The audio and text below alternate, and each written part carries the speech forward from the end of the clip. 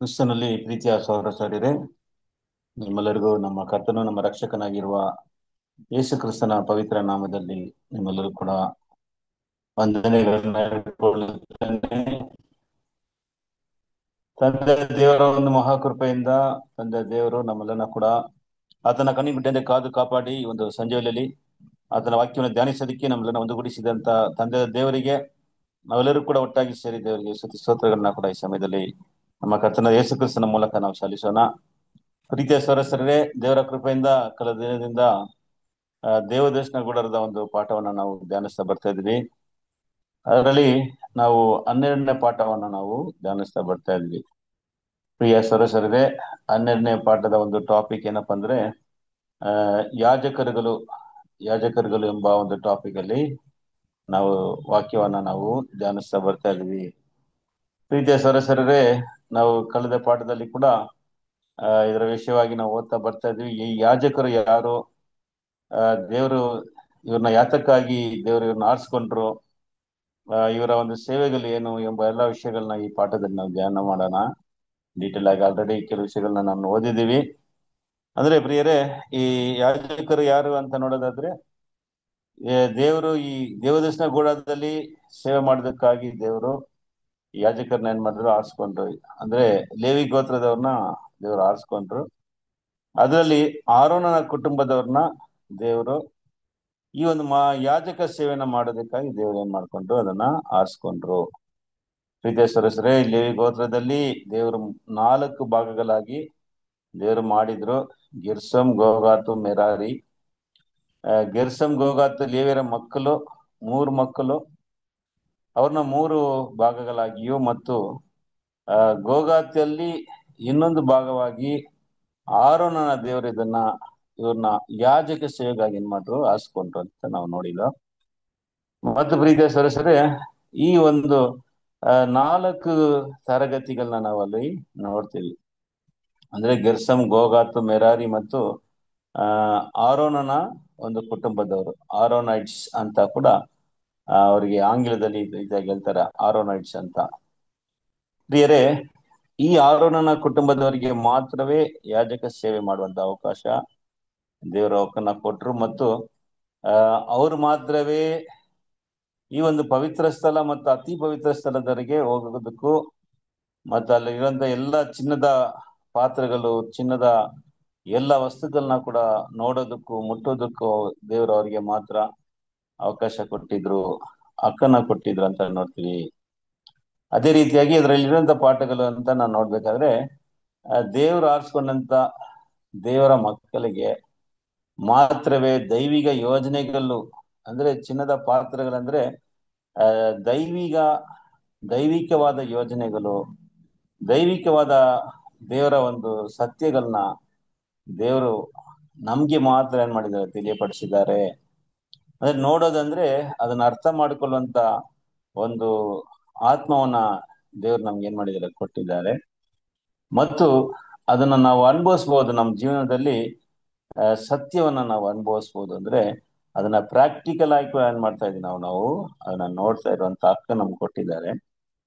ಆದ್ರೆ ಲೇವಿಯರು ಯಾರನ್ನ ಸೂಚಿಸ್ತಾರೆ? ಈ ಲೇವಿಯರುಗಳು ಅಂದ್ರೆ ಪ್ರಿಯರೇ, ಈ ಕ್ರೈಸ್ತರ ಒಂದು ಸಮಾಜದಲ್ಲಿ, ಕ್ರಿಸ್ಟಿಯಾನಿಟಿಯಲ್ಲಿ ಅನೇಕರು ಈ ಸತ್ಯಕ್ಕಾಗಿ ಅನೇಕ ಪ್ರಯಾಸಗಳನ್ನ ಪಟ್ಟಿದ್ದಾರೆ. ಆದ್ರೆ ಅದರ ಒಂದು ಸತ್ಯವನ್ನ ಅರಿಯುವಂತ ಒಂದು ಶ್ಲಾಘ್ಯವು, ಒಂದು ಹಕ್ಕನ್ನ ದೇವ್ರು ನಮ್ಗೆ ಮಾತ್ರ ಏನ್ ಮಾಡಿದ್ದಾರೆ, ಕೊಟ್ಟಿದ್ದಾರೆ. ಅದೇ ನಾವು ನೋಡಿದ ಕೆಲವು ಪಾಠದಲ್ಲಿ ಅವ್ರು ಮಾಡಿದಂತ ಕೆಲ್ಸಗಳು ಏನು, ಯಾವ ರೀತಿಯಾದಂತ ಕೆಲ್ಸಗಳನ್ನ ಅವ್ರು ಮಾಡಿದ್ರು ಅಂತ, ಒಬ್ಬೊಬ್ಬರಿಗೆ ಯಾವ ರೀತಿಯಾದ ಕೆಲ್ಸಗಳಿತ್ತು ಅಂತ ನಾವು ಅರಣ್ಯಕಾಂಡ 3ನೇ ಅಧ್ಯಾಯ, 4ನೇ ಅಧ್ಯಾಯದಲ್ಲಿ ಮತ್ತು 7ನೇ ಅಧ್ಯಾಯ ಇಲ್ಲೆಲ್ಲೂ ಕೂಡ ದೇವರು ಅವ್ರಿಗೆ ಏನೆಲ್ಲ ಕೆಲಸ ಕೊಟ್ಟರು, ಯಾರ್ಯಾರು ಏನೇನು ಕೆಲಸಗಳು ಮಾಡ್ಬೇಕೆಂಬ ವಿಚಾರಗಳು ಡೀಟೇಲ್ ಆಗಿ ಅಲ್ಲಿ ಏನಾಗಿದೆ, ಬರೆಯಲ್ಪಟ್ಟಿದೆ ಅಂತ ನಾವು ನೋಡುದು. ಸರಿ ಪ್ರಿಯರೇ, ಇವತ್ತಿನ ಪಾಠದಲ್ಲಿ ನಾವು ನೋಡುವಂತ ಒಂದು ಸಬ್ ಟಾಪಿಕ್ ಏನಪ್ಪಾ ಅಂತ ನೋಡೋದಾದ್ರೆ, ಅಂದ್ರೆ ಯಾಜಕರಿಗೆ ದೇವರು ಕೊಟ್ಟಂತ ವಸ್ತ್ರಗಳು, ಪವಿತ್ರವಾದ ವಸ್ತ್ರಗಳು. ಆಂಗ್ಲದಲ್ಲಿ ನೋಡೋದಾದ್ರೆ ಹೈ ಪ್ರೀಸ್ಟ್ ಹೋಲಿ ಗಾರ್ಮೆಂಟ್ಸ್ ಅಂತ. ಪ್ರೀತಿಯ ಸದಸ್ಯರೇ, ದೇವರು ಅವ್ರಿಗೆ ಕೊಟ್ಟಂತ ವಸ್ತ್ರಗಳು ಏನೇನು ವಸ್ತ್ರಗಳನ್ನ ಕೊಟ್ರು, ಅಂದ್ರೆ ಇಲ್ಲಿ ಅಡಗಿರುವ ದೇವರ ಒಂದು ಯೋಜನೆಗಳು ಏನು ಎಂಬುದಾಗಿ ಇವತ್ತಿನ ಒಂದು ಪಾಠದಲ್ಲಿ ನಾವು ಧ್ಯಾನಿಸೋಣ. ಇದರ ವಿಷಯವಾಗಿ ನಾವು ಓದೋದಾದ್ರೆ ಆ ಆ, ವಿಮ ಇದು ಎಕ್ಸೋಡಸ್ ವಿಮೋಚನ ಕಾಂಡ 28ನೇದಲ್ಲಿ 2ರಿಂದ ಕೆಲವು ವಾಕ್ಯಗಳನ್ನ ಒಂದೊಂದಾಗಿ ನಾವು ಓದ್ಕೊಂಡು ಬರೋಣ. ಅಲ್ಲಿ ದೇವರು ಅವರಿಗೆ ಯಾಜಕರಿಗೆ, ಮಹಾಯಾಜಕನಿಗೆ ಬೇಕಾದಂತ ವಸ್ತ್ರಗಳನ್ನ, ಅಲಂಕಾರವಾದ ವಸ್ತ್ರಗಳನ್ನ ದೇವರು ಮಾಡಿದ್ರು, ಅವ್ರಿಗೆ ಕೊಟ್ಟಿದ್ರು. ಅದು ಏನಲ್ಲ ಎಂತ ಮಾಡೋಣ, ನಾವು ನೋಡೋಣ. ಮತ್ತು ಅದರಲ್ಲಿ ಅಡಗಿರುವ ದೇವರಾದ ಇವು ವಸ್ತ್ರಗಳು ಏನನ್ನ ಸೂಚಿಸ್ತದೆ ಎಂಬುದಾಗಿ ಕೂಡ ನಾವು ನೋಡೋಣ. ವಿಮೋಚನ ಕಾಂಡ 28ನೇದಲ್ಲಿ 2ರಿಂದ ಒಂದೊಂದು ವಚನವಾಗಿ ನಾವು ಓದ್ಕೊಂಡು ಹೋಗೋಣ. ನಿನ್ನ ಅಣ್ಣ ಆರೋನನಿಗೆ ತಕ್ಕ ಗೌರವವು ಅಲಂಕಾರವು ಉಂಟಾಗುವಂತೆ ಅವನಿಗೆ ದೀಕ್ಷಾ ವಸ್ತ್ರಗಳನ್ನು ಮಾಡಿಸಬೇಕು. ಪ್ರಿಯ ಸದಸ್ಯರೇ, ಆರೋನನು ಮತ್ತು ಅವನ ಮಕ್ಕಳಿಗೆ ಏನಂತೆ ದೇವರು ಹೇಳಿದ್ದಾರೆ ಅಂದ್ರೆ, ಅಲಂಕಾರವಾಗಿಯೂ ಮತ್ತು ಅವರಿಗೆ ಗೌರವವಾಗಿರ್ಬೇಕೆಂಬುದಾಗಿ ದೇವರು ಏನ್ ಮಾಡಿದ, ಅವ್ರಿಗೆ ಕೆಲವು ಪವಿತ್ರ ವಸ್ತ್ರಗಳನ್ನ ದೇವರು ಅವ್ರಿಗೆ ಮಾಡಕ್ಕೆ ಮೋಸಸ್ಗೆ ಏನ್ ಮಾಡಿದ್ದಾರೆ, ಹೇಳಿದ್ದಾರೆ. ಏನೇನು ವಸ್ತ್ರಗಳದು ಒಂದೊಂದಾಗಿ ನಾವು ನೋಡೋಣ. ಅದರಲ್ಲಿ ನೆಕ್ಸ್ಟ್ ವಚನ ಓದ್ರಿ, 39ನೇ ವಾಕ್ಯವನ್ನ ಓದೋಣ. 39 ಓದ್ರಿ ಸಿಸ್ಟರ್. ಆರೋನನು ಧರಿಸಬೇಕಾದ ನಿಲುವಂಗಿಯನ್ನು ನಾರಿನಿಂದ ವಿಚಿತ್ರವಾಗಿ ನೇಯಿಸಬೇಕು. ಅವನ ಮುಂಡಾಸವನ್ನು ನಾರಿನಿಂದ ಮಾಡಿಸಬೇಕು. ಅವನ ನಡುಕಟ್ಟು ಮೂಟೆದಾರಿ ಕೆಲಸದಿಂದ ಮಾಡಿಸಬೇಕು. ನೋಡ್ರಿ ಪ್ರಿಯ ಸರಸರೇ, ಮೊದಲನೇದಾಗಿ ನೋಡ್ಬೇಕಾದ್ರೆ ನಿಲುವಂಗಿ ಅಂತ ನೋಡೋದ್ರಿ. ಅಂದ್ರೆ ಆಂಗ್ಲದಲ್ಲಿ ಎಂಬ್ರಾಯ್ಡರ್ ಕೋಟ್. ಒಂದೊಂದಾಗಿ ಏನ್ ಮಾಡೋಣ, ಏನೇನು ವಸ್ತ್ರಗಳು ಅವ್ರಿಗೆ ಕೊಡಲ್ಪಟ್ಟಿದ್ದು ನೋಡಿ. ಈ ಎಂಬ್ರಾಯ್ಡರ್ಡ್ ಕೋಟ್ ಅನ್ನೋದು ಯಾವ್ದಂತ ನೋಡ್ಬೇಕಾದ್ರೆ, ಈ ಬಿಳಿ ಕಲರ್ ಅಲ್ಲಿ ಇರುವಂತ, ಬಣ್ಣದಲ್ಲಿರುವಂತ ಈ ವಸ್ತ್ರ, ಇದು ಬಂದು ನೆಕ್ಕಿಂದ ಹಿಡಿದು ಕಾಲ್ವರೆಗೆ ಇದ್ದಂತ ಒಂದು ವಸ್ತ್ರ ನೋಡಿ ಪ್ರೀತಿಯ ಸದಸ್ಯರೇ. ಇದನ್ನೇ ಎಂಬ್ರಾಯ್ಡರ್ಡ್ ಕೋಟ್ ಅಂತ ಹೇಳ್ತಾ ಇದ್ರು, ಅಂದ್ರೆ ನಿಲುವಂಗಿ. ನೋಡಿ ಈ ಪಿಕ್ಚರ್ ಅಲ್ಲಿ, ಚಿತ್ರದಲ್ಲಿ ನೋಡ್ತಾ ಇದ್ದೀರಾ, ಅಂದ್ರೆ ಈ ಒಂದು ಬಿಳುಪಲ್ಲಿ ಮಾಡಲ್ಪಟ್ಟಂತ ಒಂದು ನಿಲುವಂಗಿ. ಇದು ಅವರ ಒಂದು ಕತ್ತೆಯಿಂದ ಹಿಡಿದು ಕಾಲ್ವರೆಗೆ ಮಾಡಲ್ಪಟ್ಟಂತ ವಸ್ತ್ರವು. ಇದನ್ನೇ ಮೊದಲನೇದಾಗಿ ನಾವು ನೋಡ್ತೀವಿ, ಇದು ನಿಲುವಂಗಿ ಅಂತ ನೋಡ್ತೀವಿ. First one embroider coat. ಪ್ರಿಯರೇ, ಬಲಿ ಕೊಡುವಂತ ಸಮಯಗಳಲ್ಲಿ ಯಾಜಕ ಈ ರೀತಿಯಾದಂತ ವಸ್ತ್ರನ ಏನ್ ಮಾಡ್ಬೇಕು, ಅವರು ಧರಿಸ್ಕೋಬೇಕು. ನೋಡಿ ಪ್ರಿಯರೇ, ಇದೆಲ್ಲವೂ ಕೂಡ ನಾರಿ ಬಟ್ಟೆಯಿಂದ ಮಾಡಲ್ಪಟ್ಟಿತ್ತು, ನಾರಿನ ಬಟ್ಟೆಯಿಂದ ಮಾಡಲ್ಪಟ್ಟಿತ್ತು ಅಂತ ನಾವು ನೋಡ್ತೀವಿ. ಸರಿ, ನೆಕ್ಸ್ಟ್ ವಚನವನ್ನ ನಾವು ಓಡೋಣ. ನೆಕ್ಸ್ಟ್ ವರ್ಸ್ ಓದಿ ಸಿಸ್ಟರ್. ನೆಕ್ಸ್ಟ್ ವರ್ಸ್ 31ನೇ ವಾಕ್ಯವನ್ನ ಓದ. 31 ಮಹಾಯಾಜಕನ ಕವಚದ ಸಂಗಡ ತೊಟ್ಟುಕೊಳ್ಳಬೇಕಾದ ಮೇಲಂಗಿಯನ್ನು ನೀನು ನೀಲಿ ಬಣ್ಣದ ಬಟ್ಟೆಯಿಂದಲೇ ಮಾಡಿಸಬೇಕು. ಪ್ರಿಯ ನೆಕ್ಸ್ಟ್ ಏನಪ್ಪ, ಸೆಕೆಂಡ್ ಗಾರ್ಮೆಂಟ್ ಅಂತ ನೋಡ್ಬೇಕಾದ್ರೆ ನೋಡಿ, ಈ ನೀಲಿ ಅಂಗಿ ಅಂತ ಮೇಲಂಗಿ ಅಂತ ನೋಡ್ತೀವಿ. ನೋಡಿ, ಮೊದಲನೇದು ನಿಲುವಂಗಿ. ಇದು ಬಿಳುಪು ಬಣ್ಣದಲ್ಲಿ ನಾರಿ ಬಟ್ಟೆಯಿಂದ ಮಾಡಲ್ಪಟ್ಟಿತ್ತು. ಇದು ಫುಲ್ ಕವರ್ಡ್. ಅದರ ಮೇಲೆ ಪ್ರಿಯರೇ ಈ ರೀತಿಯಾದಂತ ಒಂದು ಬನಿಯನ್ ತರ ಹಾಕುವಂತ ಒಂದು ವಸ್ತ್ರವಿತ್ತು. ಇದು ಬಂದು ನೀಲಿ ಬಣ್ಣದಲ್ಲಿ ಮಾಡಲ್ಪಟ್ಟಂತ ಒಂದು ಮೇಲಂಗಿ. ಮತ್ತೆ ಅದರ ಬಾರ್ಡರ್ಸ್ ಗಳಲ್ಲಿ ದೇವರು ಅಲ್ಲಿ ಚಿನ್ನದ ಒಂದು ಬೆಲ್ಲು ಅದನ್ನ ಮಾಡಕ್ಕೆ ದೇವರಲ್ಲಿ ಹೇಳಿದ್ರು. ಹಂಗೆ ಕಂಟಿನ್ಯೂ ಮಾಡಿ ಸಿಸ್ಟರ್. ನೆಕ್ಸ್ಟ್ ವರ್ಸ್ 31ನೇ ವಚನ. 32 ತಲೆದೂರಿಸುವುದಕ್ಕೆ ಸಂದು ಇರಬೇಕು. ಅದು ಅರಿಯದಂತೆ ಯುದ್ಧದ ಕವಚದೋಪಾದಿಯಲ್ಲಿ ಆ ಸಂದಿನ ಸುತ್ತಲೂ ನೇಯ್ಗೆ ಕಸೂತಿಯನ್ನು ಹಾಕಿಸಬೇಕು. ಓಕೆ. ನೆಕ್ಸ್ಟ್ 33ನೇ ವಾಕ್ಯ 33.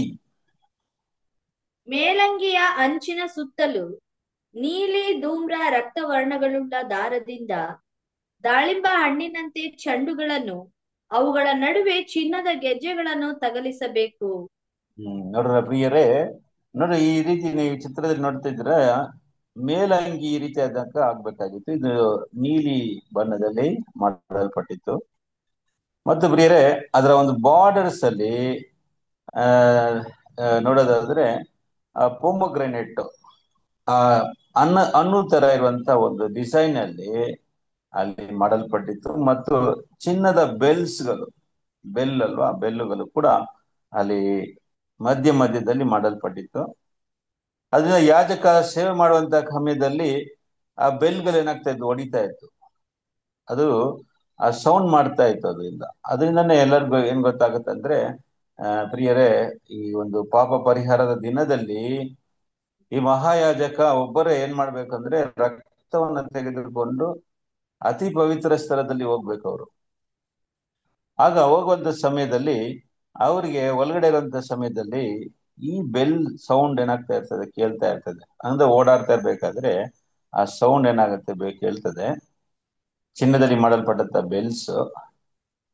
ಆದ್ರೆ ತುಂಬಾ ಹೊತ್ತು ಆ ಸೌಂಡ್ ಕೇಳಲಿಲ್ಲ ಅಂದ್ರೆ ಹೊರಗಡೆ ಇರುವಂತ ಯಾಜಕರು, ಪವಿತ್ರ ಸ್ಥಳದಲ್ಲಿರುವಂತ ಯಾಜಕರು ಏನ್ ಮಾಡ್ತಾರೆ ಅಂದ್ರೆ, ಅವ್ರನ್ನ ಕಳ್ಸುವಾಗಲೇ ಒಂದು ಹಗ್ಗವನ್ನ ಕಟ್ಟಿ ಕಳಿಸ್ತಾರೆ ಒಳಗಡೆ. ಯಾಕಂದ್ರೆ ಪವಿತ್ರ ಸ್ಥಳದಲ್ಲಿ ಮಹಾಯಾಜಕನ ಹೊರತು ಬೇರೆ ಯಾರು ಹೋಗಂಗಿಲ್ಲ. ಆಗ ತುಂಬಾ ಹೊತ್ತು ಸೌಂಡ್ ಬಂದಿಲ್ಲ ಅಂದ್ರೆ ಏನ್ ಮಾಡ್ತಾರೆ ಅಂದ್ರೆ ಹಗ್ಗವನ್ನ ಎಳಿತಾರೆ. ನೋಡಿ ಪ್ರಿಯರೇ, ಅದಕ್ಕೆ ಈ ಬೆಲ್ಸ್ ಗಳು ಸೌಂಡ್ ಮಾಡ್ತಾ ಇದ್ರು.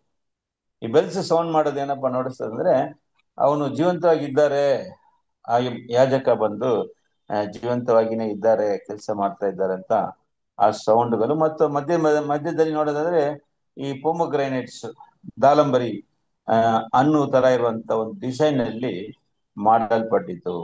ನೋಡ್ರಿ ಪ್ರಿಯ, ಜ್ಞಾಪಕದಲ್ಲಿ ಇಟ್ಕೊಳ್ಳಿ. ಪಿಕ್ಚರ್ ಕೂಡ ನಾವು ಚಿತ್ರದಲ್ಲಿ ಕೂಡ ನೀವು ನೋಡ್ಬೋದು.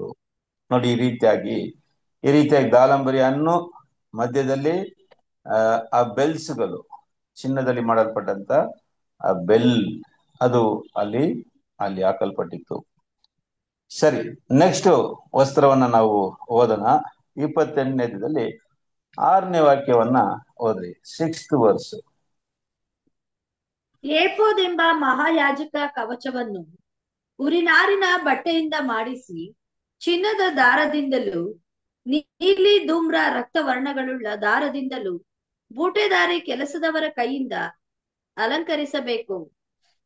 ನೋಡ್ರಿ ಪ್ರಿಯ, ನೆಕ್ಸ್ಟ್ ಬಂದು ಏಫೋತ್ ಅಂತ ನಾವು ಕೇಳಿರ್ತೀವಲ್ಲ. ಏಫೋತ್ ಅಂದ್ರೆ ಏನಪ್ಪಾ ಅಂದ್ರೆ, ನೋಡಿ ಈ ನೀಲಿ ಮೇಲಂಗಿ ಮೇಲೆ ಇನ್ನೊಂದು ಬಟ್ಟೆನ ವಸ್ತ್ರವನ್ನ ಹಾಕ್ತಾ ಇದ್ರು. ಇದು ನೋಡೋದಾದ್ರೆ ಇದೊಂದು ಏಪ್ರನ್ ತರ ಇರ್ತದೆ. ಪ್ರಿಯದಲ್ಲಿ ಉದಾಹರಣೆಗೆ ನೋಡ್ಬೇಕಾದ್ರೆ ನಾವು ಕಿಚನ್ ಅಲ್ಲಿ ಈ ಕೆಲಸ ಮಾಡುವಂತ ಕುಕ್ಗಳು, ಅಡಿಗೆ ಮಾಡೋರು ಒಂದು ಏಪ್ರನ್ ಹಾಕೊಳ್ತಾರಲ್ಲ, ಆ ರೀತಿಯಾಗಿರ್ತದೆ. ಆದ್ರೆ ಇದು ಹಿಂದಕ್ಕೂ ಮುಂದಕ್ಕೆ ಇರ್ತದೆ, ಬ್ಯಾಕ್ ಅಂಡ್ ಫ್ರಂಟ್ ಇರ್ತದೆ. ಇದು ಬಂದು 4 ವಿಧವಾದ ದಾರದಿಂದ ಮಾಡಲ್ಪಟ್ಟಿತ್ತು. ಅಂದ್ರೆ ನಾರಿನ ಒಂದು ದಾರ, ನೀಲಿ ಧೂಮ್ರ ರಕ್ತವರ್ಣ ಮತ್ತು ಚಿನ್ನವು ಕೂಡ ಅದರಲ್ಲಿ ಹಾಕಲ್ಪಟ್ಟಿತ್ತು. ಮತ್ತೆ ಅದರಲ್ಲಿ ಕಸೂತಿ ಕೆಲಸಗಳ ಮಾಡಲ್ಪಟ್ಟು ನೋಡಕ್ಕೆ ತುಂಬಾ ಕಲರ್ಫುಲ್ ಆಗಿರ್ತದೆ. 4 ವಿಧವಾದ ಬಣ್ಣಗಳು ಮತ್ತು ಚಿನ್ನವು ಕೂಡ ಅದರಲ್ಲಿ ಸೇರಿರ್ತದೆ.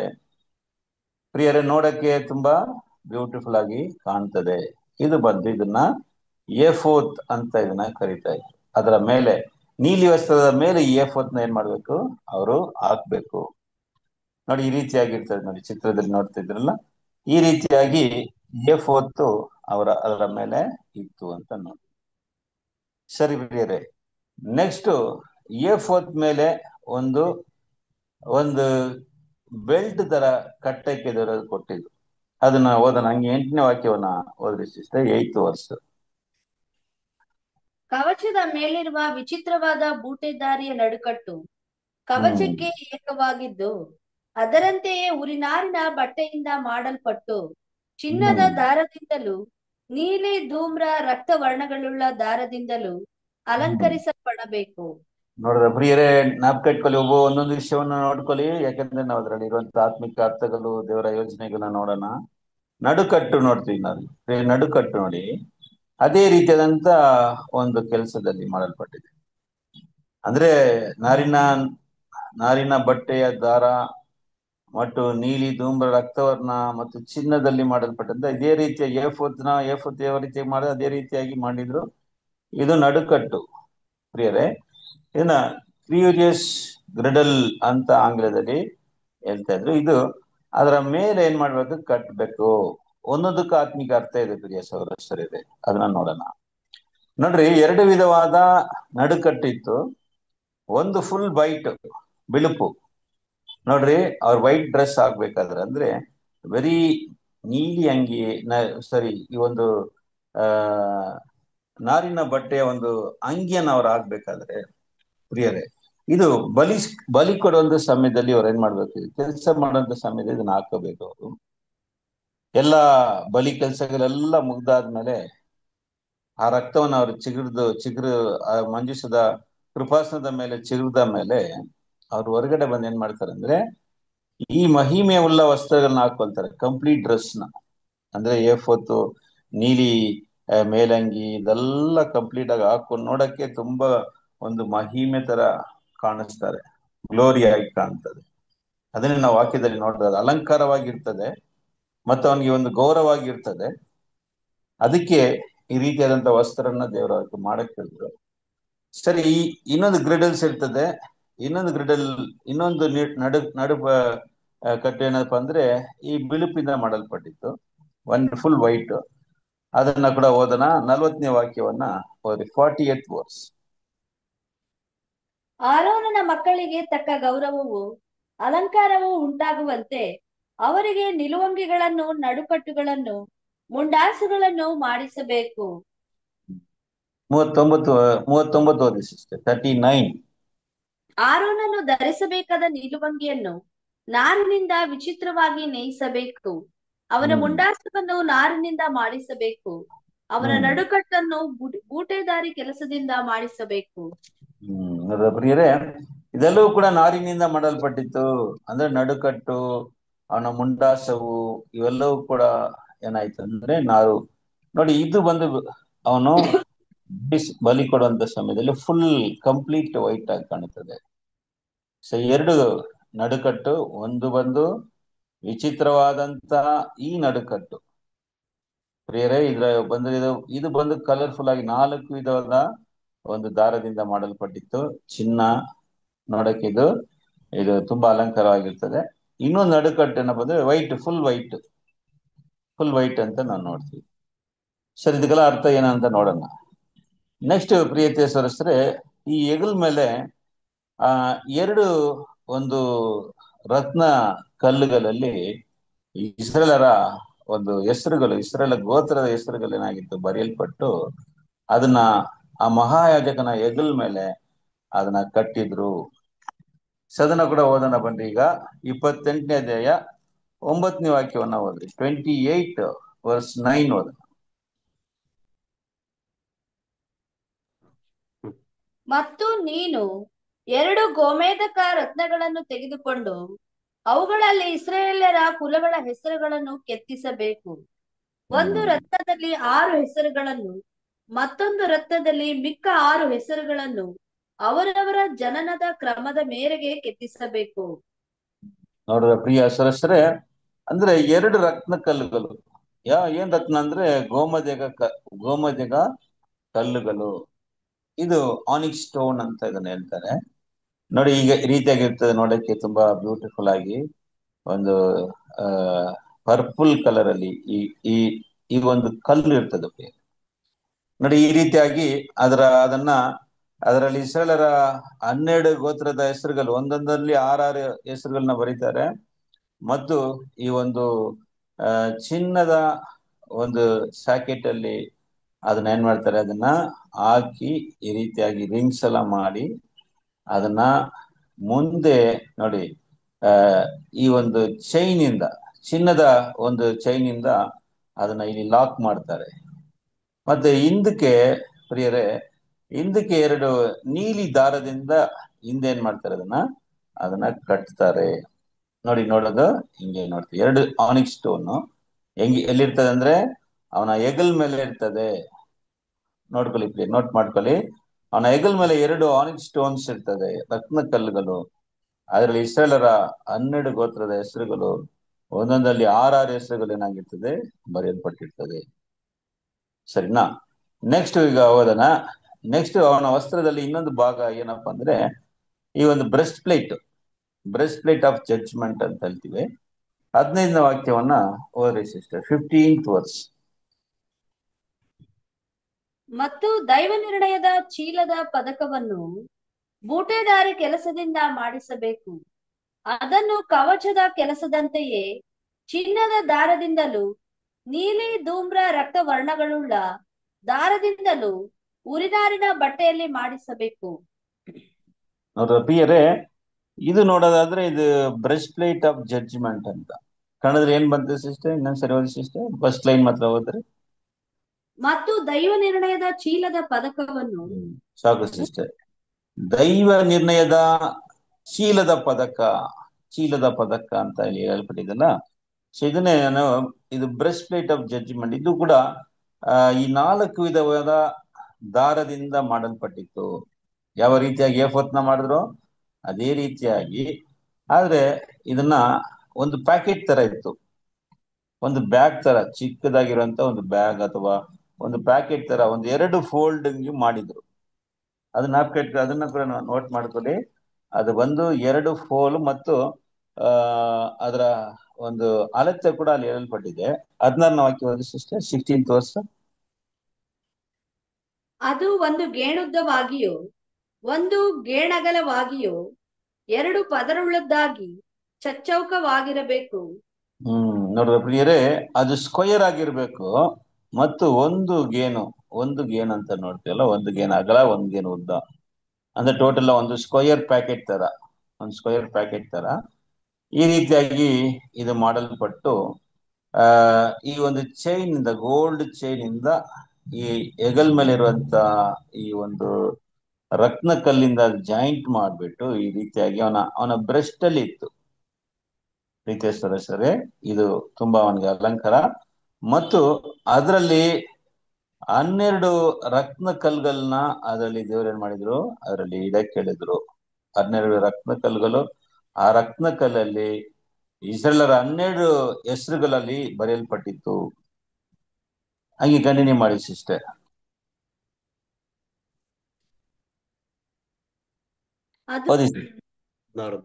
ಅದರ ಮುಂಭಾಗದಲ್ಲಿ 4 ಸಾಲುಗಳಾಗಿ ಜವೆಯ ಕಲ್ಲಿಗಳಲ್ಲಿ ರತ್ನಗಳನ್ನು ಸೇರಿಸಬೇಕು.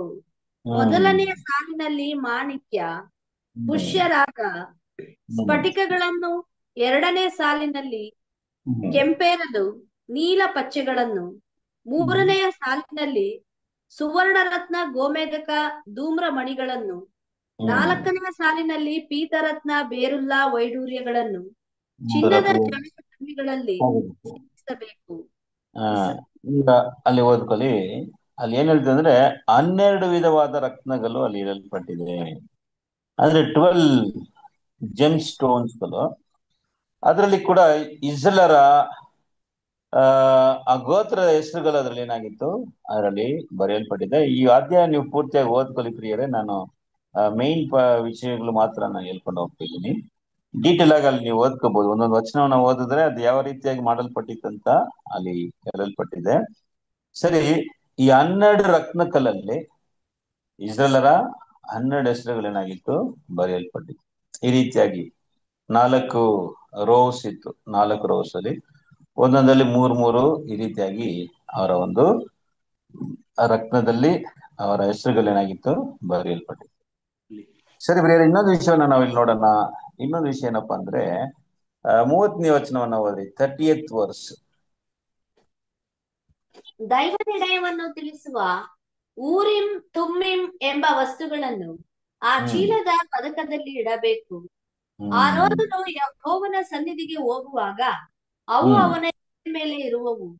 ಇಸ್ರಾಯೇಲ್ಯರು ಕೈಕೊಳ್ಳಬೇಕಾದ ದೈವ ನಿರ್ಣಯವನ್ನು ಹ್ಮ್. ಆರೋನನು ಹೀಗೆ ತನ್ನ ಹೃದಯದ ಮೇಲೆ ಯೆಹೋವನ ಸನ್ನಿಧಿಯಲ್ಲಿ ಯಾವಾಗಲೂ ಧರಿಸಿಕೊಂಡಿರಬೇಕು. ನೋಡ್ರ ಪ್ರಿಯ ಸರಸರೇ, ಇದೇನಪ್ಪ ಅಂದ್ರೆ ನ್ಯಾಯ ನಿರ್ಣಯವನ್ನ ಮಾಡುವಂತ ಅರಿಯುವಂತ ಊರಿಮ್ ಮತ್ತು ತುಮೀಮ್, ಊರಿಮ್ ಮತ್ತು ತುಮೀಮ್ ಅಂತ ಎರಡು ರತ್ನ ಕಲ್ಗಳು. ಪ್ರೀತಿಯ ಸರಸರೇ, ಇದರ ವಿಷಯವಾಗಿ ಬೈಬಲ್ ನಮ್ಗೆ ತುಂಬಾ ಡೀಟೇಲ್ ಆಗಿ ಏನು ಕೊಟ್ಟಿಲ್ಲ. ಆದ್ರೆ ಇದು ಒಂದು ಸಜೆಷನ್ ಏನಪ್ಪಾ ಇದೆ ಅಂದ್ರೆ, ಈ 12 ಕಲ್ಲಲ್ಲಿ 2 ಕಲ್ಲು ಊರಿಮ್ ತುಮೀಮ್ ಅಂತ ಕಲ್ಲಾಗಿರ್ಬೇಕು. ಊರಿಮ್ ತುಮೀಮ್ನ ಏನಕ್ಕೆ ಉಪಯೋಗ ಮಾಡ್ತಾ ಇದ್ರು ಅಂದ್ರೆ ಪ್ರಿಯರೇ, ದೇವರ ಚಿತ್ತವನ್ನ ಅರಿಯೋದಕ್ಕೆ, ದೇವರ ಒಂದು ಚಿತ್ತವನ್ನ ಅರಿಯೋದಕ್ಕಾಗಿ ಅದನ್ನ ಉಪಯೋಗಿಸ್ತಾ ಇದ್ರು. ಅದನ್ನ ನಾವು ಬೈಬಲಲ್ಲಿ ಓದ್ತೀವಿ. ದೇವರು ಇಸ್ರೇಲ್ ನಲ್ಲಿ ಏನಾದ್ರೂ ಯಾರಿಗಾದ್ರೂ ಏನಾದ್ರು ತಿಳಿಸ್ಬೇಕು ಅಂದ್ರೆ, ದೇವ್ರ ಹತ್ರ ಏನಾದ್ರು ಕೇಳ್ಬೇಕಂದ್ರೆ ಇದನ್ನ ಉಪಯೋಗಿಸ್ತಾ ಇದ್ರು. ಅದಕ್ಕೆ ಒಂದು ವಾಕ್ಯವನ್ನ ನಾವು ಓದೋಣ. ಇದಿಟ್ಕೊಳ್ಳಿ ಹಂಗೆ. 1ನೇ ಸಾಮುವೇಲ 28ನೇ ಅಧ್ಯಾಯದಲ್ಲಿ ಸೌಲನ್ನು ದೇವರ ಹತ್ರ ವಿಚಾರಿಸ್ತಾನೆ. ಆದ್ರೆ ದೇವರು ಈ ಊರಿನ ತುಮೀಮಿಂದ ಏನ್ ಮಾಡಿಲ್ಲ, ಅವನಿಗೆ ಉತ್ತರನೇ ಕೊಟ್ಟಿಲ್ಲ ಅಂತ ಅಲ್ಲಿ ನಮ್ಮ ವಾಕ್ಯ ಇದೆ. 1ನೇ ಸಾಮುವೇಲ 28ನೇ ಅಧ್ಯಾಯದಲ್ಲಿ 6ನೇ ವಾಕ್ಯವನ್ನ ಓದ್ರಿ. ಅವನು ಯೆಹೋವನ ಸನ್ನಿಧಿಯಲ್ಲಿ ವಿಚಾರಿಸಿದರು. ಆತನು ಅವನಿಗೆ ಕನಸುಗಳಿಂದಾಗಲಿ ಊರಿಮಿನಿಂದಾಗಲಿ ಪ್ರವಾದಿಗಳಿಂದಾಗಲಿ ಉತ್ತರ ಕೊಡಲೇ ಇಲ್ಲ. ನೋಡಿದ್ರೆ ಪ್ರಿಯರೇ, ಅಂದ್ರೆ ದೇವ್ರನ್ನ ವಿಚಾರಿಸ್ಬೇಕಾದ್ರೆ ಅಂದ್ರೆ ಯುದ್ಧಕ್ಕೆ ಹೋಗೋದಾ ಬೇಡವಾ, ಇದು ಮಾಡನ್ವಾ ಬೇಡವಾ ಅಂತ ಕೇಳೋದಕ್ಕೆ ದೇವ್ರ ಹತ್ರ ಹೋಗ್ಬೇಕಾದ್ರೆ ಏನ್ ಮೂಲಕ ಅವ್ರಿಗೆ ಉತ್ತರ ಸಿಗ್ತಾ ಇತ್ತಂದ್ರೆ ಊರಿಮ್ ತುಮೀಮ್ ಅಂತ. ಪ್ರಿಯರೇ, ಊರಿಮ್ ತುಮೀಮ್ ಅಲ್ಲಿ ಏನಾಗ್ತಾ ಇತ್ತಂತ ಕೆಲವರು ಸ್ಕಾಲರ್ಸ್ ಗಳು ಏನ್ ಹೇಳ್ತಾರೆ ಅಂತಾರೆ, ಈ ಒಂದು ಡಿವೈಸ್ ಯಾವ ರೀತಿಯ ಕೆಲಸ ಮಾಡ್ತಾ ಇತ್ತು ಅಂದ್ರೆ, ದೇವರು ಓಕೆ ಎಸ್ ಅಂದ್ರೆ ಈ ರತ್ನ ಕಲ್ಲಲ್ಲಿ ಒಂದು ಕಲ್ಲು ಏನಾಗ್ತಾ ಇತ್ತು ಅಂದ್ರೆ ಅದು ಬ್ಲಿಂಕ್ ಆಗ್ತಾ ಇತ್ತು, ಶೈನ್ ಹೊಡಿತಾ ಇತ್ತು. ಹೋಗೋದು ಬೇಡ ಅಂದ್ರೆ ಅದಕ್ಕೆ ಒಂದು ಕಲ್ಲು ಏನ್ ಆಗ್ತಾ ಇತ್ತು, ಅಲ್ಲಿ ಶೈನಿಂಗ್ ಆಗ್ತಾ ಇತ್ತು, ಬ್ಲಿಂಕ್ ಆಗ್ತಾ ಇತ್ತು. ಅದರ ಮೂಲಕ ದೇವರ ಯೋಜನೆಯನ್ನು ಅವರು ಅರಿತಾ ಇದ್ರು ಅಂತ ಕೆಲವರು ಅದನ್ನ ಸಜೆಷನ್ ಮೇಲೆ ಹೇಳ್ತಾರೆ. ಪ್ರಿಯರೇ, ಇಲ್ಲಿ ನೋಡುವಂಥದ್ದು ಏನಪ್ಪ ಅಂದ್ರೆ, ಈ 12 ಕಲ್ಲಲ್ಲಿ ಅದು 2 ಕಲ್ಲು ಇರಬೇಕು ಅಂತ ಒಂದು ವಿಧವಾದ ಸಜೆಷನ್ಸ್. ಇನ್ನು ಕೆಲವರು ಏನ್ ಹೇಳ್ತಾರೆ ಅಂದ್ರೆ, ಈ ಊರಿನ ತುಮೀಮ್ ಒಂದು ಸಪರೇಟ್ ಕಲ್ಲಾಗಿರ್ಬೇಕು, ಅದು ಬೇರೆ 2 ಸಪರೇಟ್ ಕಲ್ಲು, ರತ್ನ ಕಲ್ಲಾಗಿರ್ಬೇಕು.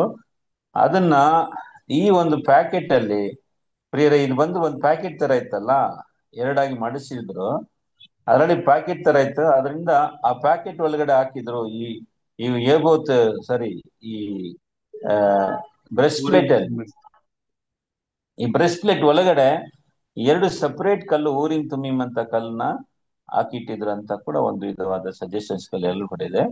ಆದ್ರೆ ಇದು ಯಾವ ರೀತಿಯಾಗಿ ಕೆಲಸ ಮಾಡ್ತಾ ಇತ್ತು, ಯಾವ ರೀತಿಯಾಗಿ ದೇವರ ಚಿತ್ತವನ್ನು ಅರಿತಾ ಇದ್ರು ಅಂತ ಏನು ಡೀಟೇಲ್ ನಮ್ಗೆ ಇಲ್ಲ. ಆದರೆ ದೇವರ ಚಿತ್ತವನ್ನು ಅರಿಯೋದಕ್ಕೆ ಇದನ್ನ ಉಪಯೋಗಿಸ್ತಾ ಇದ್ರು ಎಂಬುದಕ್ಕೆ ನಮ್ಗೆ ವಚನದಲ್ಲಿ ನಾವು ನೋಡ್ತೀವಿ. ಸರಿ ಪ್ರಿಯ ಸೌರಸರರೇ, ನೆಕ್ಸ್ಟ್ ನೋಡ್ಬೇಕಾದ್ರೆ ಈಗ ಅವನ ಮುಂಡಾಸವು 5ನೇದು ನೋಡ್ಬೇಕಾದ್ರೆ ಅವನ ತಲೆಯಲ್ಲಿರುವಂತ ಮುಂಡಾಸವು ಅಂತ ನಾವು ನೋಡ್ತೀವಿ.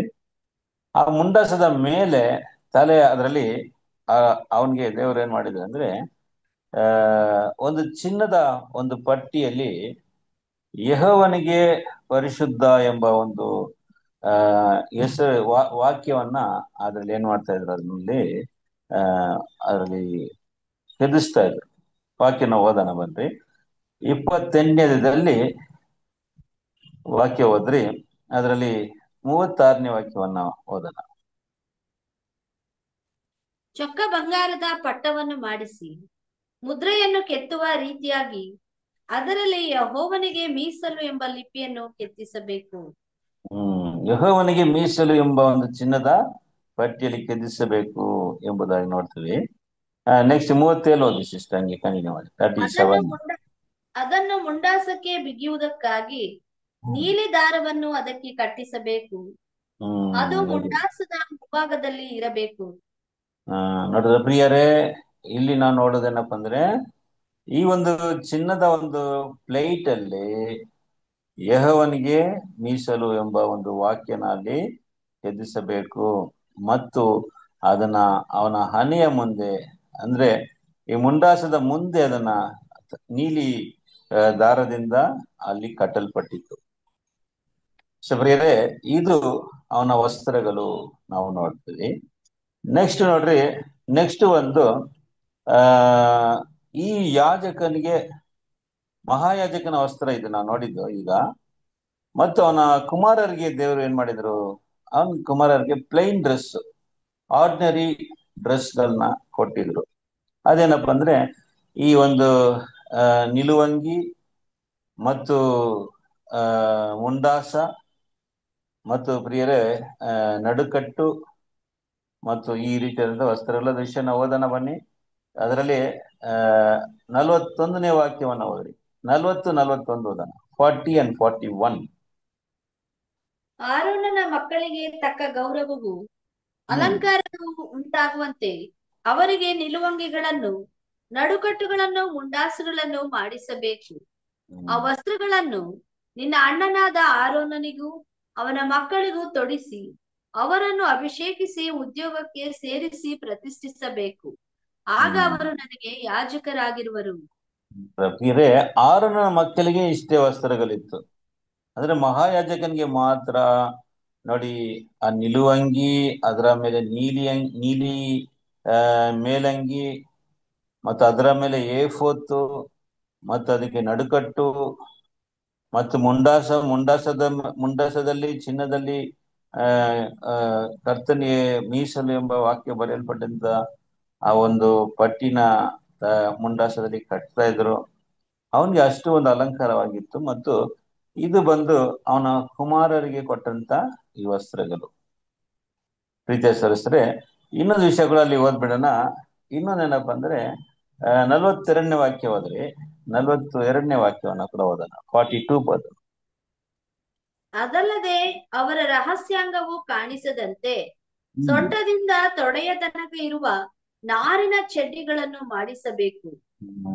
ಪ್ರೀತಿಯ ಸದಸ್ಯರೇ, ಬಂದು ಅವರ ಇದು ನೋಡ್ಬೇಕಾದ್ರೆ ರಹಸ್ಯಾಂಗವು ಕಾಣದಂತೆ ಅವ್ರೇನ್ ಮಾಡ್ಬೇಕಂದ್ರೆ ಈ ಚಡ್ಡಿಗಳನ್ನ ಕೂಡ ಅವರು ಧರಿಸ್ಕೋಬೇಕು. ಪ್ರಿಯರೇ, ಅಲ್ಲಿ ಸೇವೆ ಮಾಡುವಂತ ಸಮಯಗಳಲ್ಲಿ ಅವರ ಒಂದು ಇದು ಕಾಣಬಾರ್ದು ಈ ರೀತಿಯಾಗಿ. ಅದಕ್ಕೆ ದೇವರು ಈ ಚಡ್ಡಿಗಳನ್ನ ಕೂಡ ಅವರಿಗೆ ಮಾಡಿಸಕ್ಕೆ ದೇವರು ಹೇಳಿದ್ರು ಅಂತ ನೋಡ್ತೀವಿ. ಪ್ರಿಯ ಸದಸ್ಯರೇ, ಇದೇ ನಾವು ನೋಡುವಂತ ಈ ವಸ್ತ್ರಗಳು ಮಹಾಯಾಜಕನಿಗೆ ಕೊಡಲ್ಪಟ್ಟಂತ ವಸ್ತ್ರ, ಯಾಜಕರಿಗೆ ಕೊಡಲ್ಪಟ್ಟಂತ ವಸ್ತ್ರವು. ಪ್ರಿಯ ಸದಸ್ಯರೇ, ನಾವು ಯಾವಾಗ್ಲೂ ಓದುವಂತ ವಚನ ಇದು. ಎಬ್ರೆದವರಿಗೆ 8:5 ನಮ್ಗೆ ಏನ್ ಹೇಳುತ್ತಂದ್ರೆ, ಇವ್ರು ಮಾಡುವಂತ ಆರಾಧನೆಯು ಪರಲೋಕದ ಒಂದು ಕಾರ್ಯಗಳಿಗೆ ಒಂದು ಛಾಯೆ, ಒಂದು ನೆರಳು ಅಂತ ನಾವು ನೋಡ್ತೀವಿ. ಇನ್ನೊಂದ್ಸರಿ ವಾಕ್ಯವನ್ನ ಓದಿ ಹೋಗೋಣ. ಎಬ್ರೆದವರಿಗೆ 8ನೇ ಅಧ್ಯಾಯ 5ನೇ ವಾಕ್ಯವನ್ನ ಓದಿ. ಅವರು ಪರಲೋಕದಲ್ಲಿರುವ ದೇವಾಲಯದ ಪ್ರತಿರೂಪವು ಛಾಯೆಯೂ ಆಗಿರುವ ಆಲಯದಲ್ಲಿ ಯಾಜಕತ್ವವನ್ನು ನಡೆಸುವವರು. ಮೋಶೆಯು ದೇವದರ್ಶನ ಗುಡಾರವನ್ನು ಮಾಡುವುದಕ್ಕಿದ್ದಾಗ ಬೆಟ್ಟದಲ್ಲಿ ನಾನು ನಿನಗೆ ತೋರಿಸಿದ ಮಾದರಿಯ ಪ್ರಕಾರವೇ ಎಲ್ಲವನ್ನೂ ಮಾಡಿಸಬೇಕು ಎಂಬ ದೈವೋಕ್ತಿಯು ಅವನಿಗೆ ಉಂಟಾಯಿತಲ್ಲ. ಪ್ರೀತಿಯ ಸದಸ್ಯರೇ, ಇವುಗಳೇನಾಗಿದೆ ಅಂದ್ರೆ ಪರಲೋಕದಲ್ಲಿರುವಂತ ವಿಚಾರಗಳಿಗೆ ಏನಾಗಿದೆ, ಇದು ಒಂದು ಛಾಯೆಯಾಗಿದೆ, ಒಂದು ಸ್ವರೂಪವು ಆಗಿದೆ ಅಂತ ನಾವು ನೋಡ್ತೀವಿ. ಸರಿ ಪ್ರಿಯರೇ, ನಮ್ಗೆಲ್ಲ ಗೊತ್ತಿರೋ ಪ್ರಕಾರ ಬೈಬಲ್ ಅಲ್ಲಿ ಮಹಾಯಾಜಕ ಯಾರನ್ನ ಸೂಚಿಸ್ತಾರೆ ಅಂದ್ರೆ ನಮ್ಮ ಕರ್ತನಾದ ಯೇಸು ಕ್ರಿಸ್ತನನ್ನ ಸೂಚಿಸ್ತಾರೆ ಎಂಬುದಾಗಿ ನಾವು ಹಲವಾರು ವಾಕ್ಯದಲ್ಲಿ ನಾವು ಓದ್ತೀವಿ. ಎಬ್ರೆದವರಿಗೆ 7ನೇ ಅಧ್ಯಾಯ 26ನೇ ವಾಕ್ಯವನ್ನ ನಾವು ಓದೋಣ. ಅಲ್ಲಿ ನಮ್ಮ ಮಹಾಯಾಜಕನು ಯಾರಂದ್ರೆ ನಮ್ಮ ಕರ್ತನಾದ ಯೇಸು ಕ್ರಿಸ್ತನು. ಎಬ್ರೆದವರಿಗೆ 7ನೇ ಅಧ್ಯಾಯದಲ್ಲಿ 26ನೇ ವಾಕ್ಯವನ್ನ ನಾವು ಓದೋಣ. 26. ಮಹಾಯಾಜಕನು ಈತನು ಪರಿಶುದ್ಧನು, ನಿರ್ದೋಷಿಯು, ನಿಷ್ಕಳಂಕನು, ಪಾಪಿಗಳಲ್ಲಿ ಸೇರದೆ ಪ್ರತ್ಯೇಕವಾಗಿರುವವನು, ಆಕಾಶ ಮಂಡಲಗಳಿಗಿಂತ ಉನ್ನತದಲ್ಲಿರುವವನು ಆಗಿರುವನು. ಪ್ರಿಯರೇ, ನಮ್ಮ ಕರ್ತನಾದ ಯೇಸು ಕ್ರಿಸ್ತನೇನಾಗಿದ್ದಾನೆ? ಮಹಾಯಾಜಕನು. ಇಂತನೇ ನಮ್ಮ ಮಹಾಯಾಜಕನು. ಎಂತವ್ರಂದ್ರೆ ಪರಿಶುದ್ಧನು, ನಿಷ್ಕಲಂಕನು. ಆ ನಾವು ಅಲ್ಲಿ ಆಕಾಶದಲ್ಲಿ ಉನ್ನತವಾದಂತ ಒಂದು ಒಂದು ಸ್ಥಾನದಲ್ಲಿರುವಂತವರು ನಮ್ಮ ಕರ್ತನಾದ ಯೇಸು ಕ್ರಿಸ್ತನು. ಆದ್ರೆ ಆದ್ದರಿಂದ ಈ ಮಹಾಯಾಜಕನು ಯಾರನ್ನ ಸೂಚಿಸ್ತಾರೆ ಅಂದ್ರೆ ನಮ್ಮ ಕರ್ತನಾದ ಯೇಸು ಕ್ರಿಸ್ತನನ್ನ ಸೂಚಿಸ್ತಾರೆ. ಇನ್ನೊಂದು ವಾಕ್ಯ ನಾವು ಅದನ್ನ ಹಂಗೆ ಎಬ್ರೆದವರಿಗೆ 9ನೇ ಅಧ್ಯಾಯದಲ್ಲಿ ಆ 11ನೇ ವಾಕ್ಯ ಕೂಡ ನಾವು ಓದೋಣ. ಇಬ್ರೂಸ್ 9:11. ಆದರೆ ಕ್ರಿಸ್ತನು ಈಗ ದೊರೆತಿರುವ ಮೇಲುಗಳನ್ನು ಕುರಿತು ಮಹಾಯಾಜಕನಾಗಿ ಬಂದು ಕೈಯಿಂದ ಕಟ್ಟಲ್ಪಡದಂತ, ಅಂದರೆ ಈ ಸೃಷ್ಟಿಗೆ ಸಂಬಂಧ ಪಡದಂತ ಘನವಾಗಿಯೂ ಉತ್ಕೃಷ್ಟವಾಗಿಯೂ ಇರುವ ಗುಡಾರದಲ್ಲಿ ಸೇವೆಯನ್ನು ಮಾಡುವವನಾಗಿ ಹೋತಗಳ ಮತ್ತು ಹೋರಿಕರಗಳ ರಕ್ತವನ್ನು ತೆಗೆದುಕೊಳ್ಳದೆ ಸ್ವಂತ ರಕ್ತವನ್ನೇ ತೆಗೆದುಕೊಂಡು ನಮಗೋಸ್ಕರ ನಿತ್ಯ ವಿಮೋಚನೆಯನ್ನು ಸಂಪಾದಿಸಿಕೊಂಡವನಾಗಿ ಒಂದೇ ಸಾರಿಗೆ ಸಾಕು ಸಿಸ್ಟರ್. ನೋಡ್ರಿ, ಇಲ್ಲಿ ಕೂಡ ನಾವು ನೋಡ್ಬೇಕಾದ್ರೆ 11ನೇ ವಾಕ್ಯದಲ್ಲಿ ಯೇಸು ಕ್ರಿಸ್ತನು ನಮ್ಮ ಮಹಾಯಾಜಕನು ಅಂತ ನಾವು ಏನ್ ಮಾಡ್ತೀವಿ? ಯೇಸು ಕ್ರಿಸ್ತನು ನಮ್ಮ ಮಹಾಯಾಜಕನಾಗಿದ್ದಾರೆ. 3ನೇ ಅಧ್ಯಾಯ, ಅದೇ ಎಬ್ರೆದವರಿಗೆ 3ನೇ ಅಧ್ಯಾಯದಲ್ಲಿ 1ನೇ ವಾಕ್ಯ ಕೂಡ ಹೋದ್ರಿ. 3rd chapter verse 1. ಆದುದರಿಂದ ದೇವಜನರಾದ ಸಹೋದರರೇ, ಪರಲೋಕ ಸಂಸ್ಥಾನಕ್ಕಾಗಿ ನನ್ನೊಂದಿಗೆ ಕರೆಯಲ್ಪಟ್ಟವರೇ, ನಾವು ಪ್ರತಿಜ್ಞೆ ಮಾಡಿ ಒಪ್ಪಿಕೊಂಡಿರುವ ದೇವ ಪ್ರೇಷಿತನು ಮಹಾಯಾಜಕನು ಆಗಿರುವ ಯೇಸುವನ್ನು ಲಕ್ಷ್ಯವಿಟ್ಟು ಯೋಚಿಸಿರಿ. ಮಹಾಯಾಜಕನಾಗಿರುವಂತ ಯೇಸು ಕ್ರಿಸ್ತನ ಲಕ್ಷ್ಯವಿಟ್ಟು ನೋಡ್ರ. ಆದ್ರಿಂದ ಈ ಒಂದು ಹಳೆ ಒಡன்பಡಿಕೆಯಲ್ಲಿ ಆರೋನನು ಯಾರಿಗೆ ಒಂದು ಹೋಲಿಕೆ ಅಂತ ನೋಡ್ಬೇಕಾದ್ರೆ ನಮ್ಮ ಕರ್ತನಾದ ಯೇಸು ಕ್ರಿಸ್ತನಿಗೆ ಒಂದು ಹೋಲಿಕೆ ಆಗಿದ್ದಾರೆ. ಸರಿನಾ ಪ್ರಿಯರೇ? ಹಾಗಾದ್ರೆ ಅವ್ರು ಧರಿಸಿಕೊಂಡಿರುವಂತ ಆ ವಸ್ತ್ರಗಳು ನಮ್ಗೆ ಏನಲ್ಲ ಅರ್ಥವನ್ನ ನಮ್ಗೆ ಕೊಡುತ್ತದೆ. ಅವ್ರು ಹಾಕೊಂಡಿರುವಂತ ವಸ್ತ್ರಗಳು ನಮ್ಗೆ ಏನ್ ಅರ್ಥಗಳನ್ನ ನಮ್ಗೆ ಏನು ಒಂದು ಪಾಠವನ್ನ ನಮ್ಗೆ ತೋರಿಸ್ತದೆ ಎಂಬುದಾಗಿ ನಾವು ನೋಡೋದಾದ್ರೆ ಪ್ರಿಯರೇ, ಮೊದಲನೇ ವಸ್ತ್ರ ಏನಂತಂದ್ರೆ ನಾರಿನ ಬಟ್ಟೆಯಿಂದ ಮಾಡಲ್ಪಟ್ಟಂತ ನಿಲುವಂಗಿ. ನೋಡಿ ಪ್ರಿಯರೇ, ಈ ಫುಲ್ ವೈಟ್ ಗಾರ್ಮೆಂಟ್ ನೋಡಕ್ಕೆ ಫುಲ್ ಬಿಳುಪಲ್ಲಿ ಮಾಡಲ್ಪಟ್ಟಿತ್ತು. ಪ್ರೀತಿಯ ಸದಸ್ಯರೇ, ನಾವು ಪ್ರಾರಂಭದಲ್ಲಿ ಓದಿದ್ದೀವಿ, ಬಿಳುಪು ನಮ್ಗೆ ಏನನ್ನ ಸೂಚಿಸ್ತದೆ? ಬಿಳುಪು ಬಣ್ಣವು ನಮ್ಗೆ ಏನನ್ನ ಸೂಚಿಸ್ತದೆ ಎಂಬುದಾಗಿ ನೋಡಿದ. ಏನನ್ನ ಸೂಚಿಸ್ತದೆ ಸಿಸ್ಟರ್? ಬಿಳುಪು ಬಣ್ಣ ನಮ್ಗೆ ಏನನ್ನ ಸೂಚಿಸ್ತದೆ? ನೀತಿ, ಪರಿಶುದ್ಧತೆ. ವೆರಿ ಗುಡ್ ಅಲ್ವಾ? ನೀತಿ ಮತ್ತು ಪರಿಶುದ್ಧತೆ ಏನ್ ಮಾಡುತ್ತೆ? ಅದು ನಮ್ಗೆ ಸೂಚಿಸ್ತಂತದ್ದಾಗಿದೆ. ಪ್ರಿಯರೇ, ಜನರಲ್ ಆಗಿ ಕೂಡ ನಾವು ನೋಡೋದಾದ್ರೆ ಬಿಳುಪು ಬಂದು ಪ್ಯೂರಿಟಿ, ಪರಿಶುದ್ಧವನ್ನ ಸೂಚಿಸ್ತಂಥದ್ದು, ನೀತಿಯನ್ನ ಸೂಚಿಸ್ತಂಥದ್ದಾಗಿದೆ ಅಂತ ನೋಡ್ತೀವಿ. ಆದ್ದರಿಂದ ಪ್ರಿಯರೇ, ಯೇಸು ಕ್ರಿಸ್ತ ಈ ಯಾಜಕ ಧರಿಸ್ಕೊಂಡಿರುವಂತ ಈ ಬಿಳುಪು ಬಣ್ಣದ ಒಂದು ನಿಲುವಂಗಿ ನಾವು ನೋಡೋದಾದ್ರೆ ಅದು ನಮ್ಗೆ ಏನನ್ನ ಸೂಚಿಸ್ತದೆ ಅಂದ್ರೆ ಅದು ನಮ್ಮ ಕರ್ತನಾದ ಯೇಸು ಕ್ರಿಸ್ತನ ಒಂದು ನೀತಿಯು, ಆತನ ಒಂದು ಪರಿಶುದ್ಧವನ್ನ ಏನ್ ಮಾಡುತ್ತೆ ನಮಗೆ ಸೂಚಿಸ್ತದೆ. ಸೊ ಇವಾಗಲೂ ಓದಿದ ಪ್ರೀತಿಯ ಸದಸ್ಯರೇ, ಎಬ್ರೆದವರಿಗೆ 7ನೇ ಅಧ್ಯಾಯದಲ್ಲಿ 26ನೇ ವಾಕ್ಯನ ಓದಿದ್ದು, ನಿಷ್ಕಲಂಕನು, ಪರಿಶುದ್ಧನು, ಪಾಪಿಗಳಿಗೆ ದೂರವಿದ್ದವರಾಗಿದ್ದಂತ ನಮ್ಮ ಮಹಾಯಾಜಕನು ಅಂತ ನಾವು ಕ್ರಿಸ್ತನ ವಿಷಯವಾಗಿ ನೋಡ್ತೀವಿ. ನೋಡಿ ಪ್ರಿಯರೇ, ಅವ್ರು ಹಾಕೊಂಡಿರುವಂತ ಈ ಬಿಳುಪು ಏನಪ್ಪಾ ಅಂದ್ರೆ, ಈ ವಸ್ತ್ರ ಏನನ್ನ ಸೂಚಿಸ್ತದೆ? ಕ್ರಿಸ್ತನ ಒಂದು ನೀತಿಯನ್ನ ಸೂಚಿಸ್ತದೆ. ಕ್ರಿಸ್ತನ ಒಂದು ಪರಿಶುದ್ಧವನ್ನ ಏನ್ ಮಾಡುತ್ತೆ ನಮ್ಗೆ ಸೂಚಿಸ್ತದೆ. ನೋಡಿ, ಯೇಸು ಕ್ರಿಸ್ತನ ಯಾವ ಕಲಂಕವೂ ಇರ್ಲಿಲ್ಲ. ನೋಡ್ರಿ ಪ್ರಿಯರೇ, ಇದೆಷ್ಟು ಒಂದು ದೊಡ್ಡ ವಿಷಯ ಅಂದ್ರೆ, ನೋಡ್ರಿ, 33 ವರ್ಷ ಕಾಲ ಯೇಸು ಕ್ರಿಸ್ತನ ಒಂದು ಪಾಪವು ಕೂಡ ಅವರು ಮಾಡಿಲ್ಲ ಅಂದ್ರೆ ಅದು ಎಷ್ಟು ದೊಡ್ಡ ವಿಷಯ ನೋಡಿ.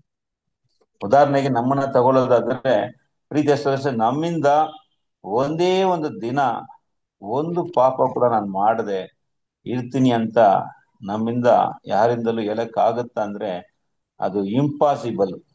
ಯಾಕಂದ್ರೆ ಬೈಬಲ್ ನಮ್ಮನ್ನ ಹೇಳ್ತದೆ, ನಾವು ಹುಟ್ಟುವಾಗ್ಲೇ ನಾವು ಏನಾಗಿದೀವಿ? ನಾವು ಪಾಪದಲ್ಲಿ ಹುಟ್ಟಿದೀವಿ. ಅದನ್ನೇ ನಮ್ಮ ಸ್ವಭಾವ ಪಾಪವಾಗಿದೆ.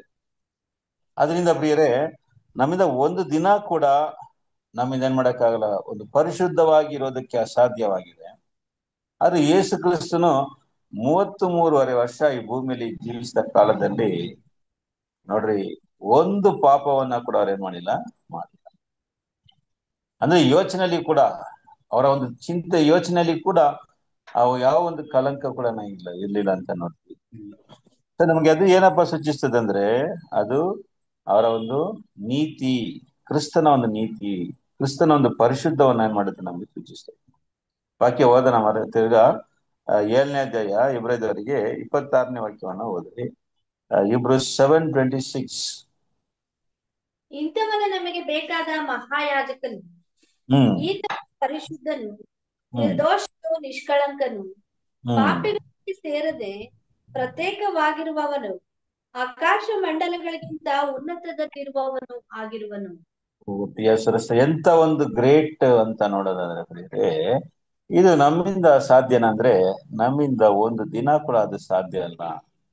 ಆದ್ರೆ ಕ್ರಿಸ್ತನ ಯೇಸು ಹುಟ್ಟಿದ ದಿನದಿಂದ ಹಿಡಿದು ಶಿಲುಬೆ ಮೇಲೆ ಸಾಯುವಂತವರೆಗೆ ಯಾವ ಒಂದು ಪಾಪವು ಕೂಡ ಅವರು ಮಾಡಿಲ್ಲ.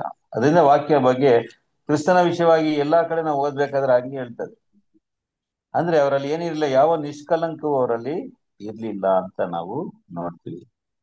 ಇನ್ನೊಂದು ವಾಕ್ಯನ ಕೂಡ ಓದ್ರಿ, 1ನೇ ಪೇತ್ರ 1ನೇ ಅಧ್ಯಾಯದ 19ನೇ ವಾಕ್ಯನ ಓದ್ರಿ. 1ನೇ ಪೇತ್ರ 1ನೇ ಅಧ್ಯಾಯದಲ್ಲಿ 19ನೇ ವಾಕ್ಯವನ್ನ ಓದ್ರಿ.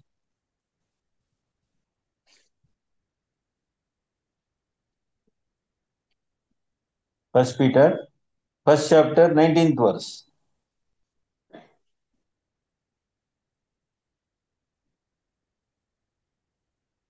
ಒಂದನೇ ಅಧ್ಯಾಯ ನಿಷ್ಕಳಂಕ ಯಜ್ಞದ ಕುರಿಯ ರಕ್ತದಿಂದಲೋ ಎಂಬಂತೆ ಕ್ರಿಸ್ತನ ಅಪವಾದ ರಕ್ತದಿಂದಲೇ ಎಂದು ಬಲ್ಲಿರಲ್ಲವೇ. ನೋಡ್ರ ಪ್ರಿಯರೇ, ಎಂತವ್ರಂದ್ರೆ ನಿಷ್ಕಲಂಕವಾದಂತ ರಕ್ತ ಅಂತ ನಾವು ನೋಡ್ತೀವಿ. ಅದರಿಂದ ಈ ಬಿಳುಪು ಬಣ್ಣದ ಈ ನಿಲುವಂಗಿ ನಮ್ಗೆ ಏನನ್ನ ಸೂಚಿಸ್ತದೆ, ಕ್ರಿಸ್ತನ ನೀತಿಯನ್ನ ಸೂಚಿಸ್ತದೆ. ಅವರ ಒಂದು ಪರಿಶುದ್ಧ ಜೀವನವನ್ನ, ಅವರು ಪರಿಶುದ್ಧವಾಗಿ ಜೀವಿಸಿದ ಆ ಒಂದು ಜೀವಿತವನ್ನ ಏನ್ ಮಾಡುತ್ತೆ ನಮ್ಗೆ ತೋರಿಸ್ತದೆ, ಪ್ರೀತಿಯ ತೋರಿಸ್ತದೆ. ನೆಕ್ಸ್ಟ್ ನೋಡ್ಬೇಕಾದ್ರೆ ಅದರ ಮೇಲೆ ನೀಲಿ ಒಂದು ಬಣ್ಣದ ಒಂದು ಮೇಲಂಗಿನ ಏನ್ ಮಾಡ್ತಾ ಇದ್ರು, ಅಲ್ಲಿ ಹಾಕೊಂಡಿದ್ರು. ನೀಲಿ ಬಣ್ಣದ ಆ ಮೇಲಂಗಿ ಕೂಡ ನಾವು ನೋಡ್ತೀವಿ. ನೋಡಕ್ಕೆ ಅದು ಒಂದು ಬನಿಯನ್ ತರ ಆಯ್ತು, ಅದರ ಮೇಲೆ ಬಿಳುಪು ಮೇಲೆ ಅದು ಹಾಕೊಂಡಿದ್ರು. ಸರಿ ಪ್ರಿಯರೇ, ನೀವು ಹೇಳ್ರಿ ಯಾರಾದ್ರು, ನಾವು ಪ್ರಾರಂಭದಲ್ಲಿ ಓದಿದೀವಿ ನೀಲಿ ಬಣ್ಣ ನಮ್ಗೆ ಏನನ್ನ ಸೂಚಿಸ್ತದೆ. ಬಿಳುಪು ಹೇಳಿದ್ರಿ, ಬಿಳುಪು ಪರಿಶುದ್ಧವನ್ನ ಸೂಚಿಸ್ತದೆ, ನೀತಿಯನ್ನ ಸೂಚಿಸ್ತದೆ ಅಂತ. ನೀಲಿ ಬಣ್ಣ ನಮ್ಗೆ ಏನನ್ನ ಸೂಚಿಸ್ತದೆ ಹೇಳ್ರಿ ಯಾರಾದ್ರು. ನೀಲಿ ನಂಬಿಕೆಯನ್ನ ಸೂಚಿಸ್ತದೆ. Very good, very good. ನೀಲಿ ಬಣ್ಣ ಬಂದು ನಮ್ಗೆ ನಂಬಿಕೆಯನ್ನ ಮಾಡುತ್ತೆ, ಸೂಚಿಸ್ತದೆ. ನಂಬಿಕೆ ಮತ್ತು ಫೇತ್ಫುಲ್ನೆಸ್, ಪ್ರೀತಿಸ್ತಾರೆ, ಫೇತ್ಫುಲ್ನೆಸ್ ನ ಏನ್ ಮಾಡುತ್ತೆ, ಅದು ನಮ್ಗೆ ಸೂಚಿಸ್ತದೆ. ಅಂದ್ರೆ ನಂಬಿಕೆಸ್ಥನಾಗಿರೋದು. ನೋಡ್ರಿ ಪ್ರಿಯ ಸೋರಸರೇ, ನಮ್ಮ ಕರ್ತನಾದ ಯೇಸು ಕ್ರಿಸ್ತನು ತಂದೆ ದೇವರಿಗೆ ಏನಾಗಿದ್ರು ಅಂತ ನೋಡ್ಬೇಕಾದ್ರೆ ನಂಬಿಕೆಸ್ಥನಾದಂತ ಮಗನಾಗಿದ್ರು. ಮೋಸೆ ಯಾವ ರೀತಿಯಾಗಿ ದೇವರಿಗೆ ನಂಬಿಕೆಸ್ಥನಾಗಿ ಹಾಳಾಗಿದ್ರು. ವಾಕ್ಯವಾದನ ಬನ್ರಿ, ಎಬ್ರಾಯದವರಿಗೆ 3ನೇ ಅಧ್ಯಾಯ 5ನೇ ವಾಕ್ಯ 6ನೇ ವಾಕ್ಯವನ್ನ ನಾವು ಓದ್ರಿ. 3rd chapter, Hebrews 3rd chapter, verse 5 and 6.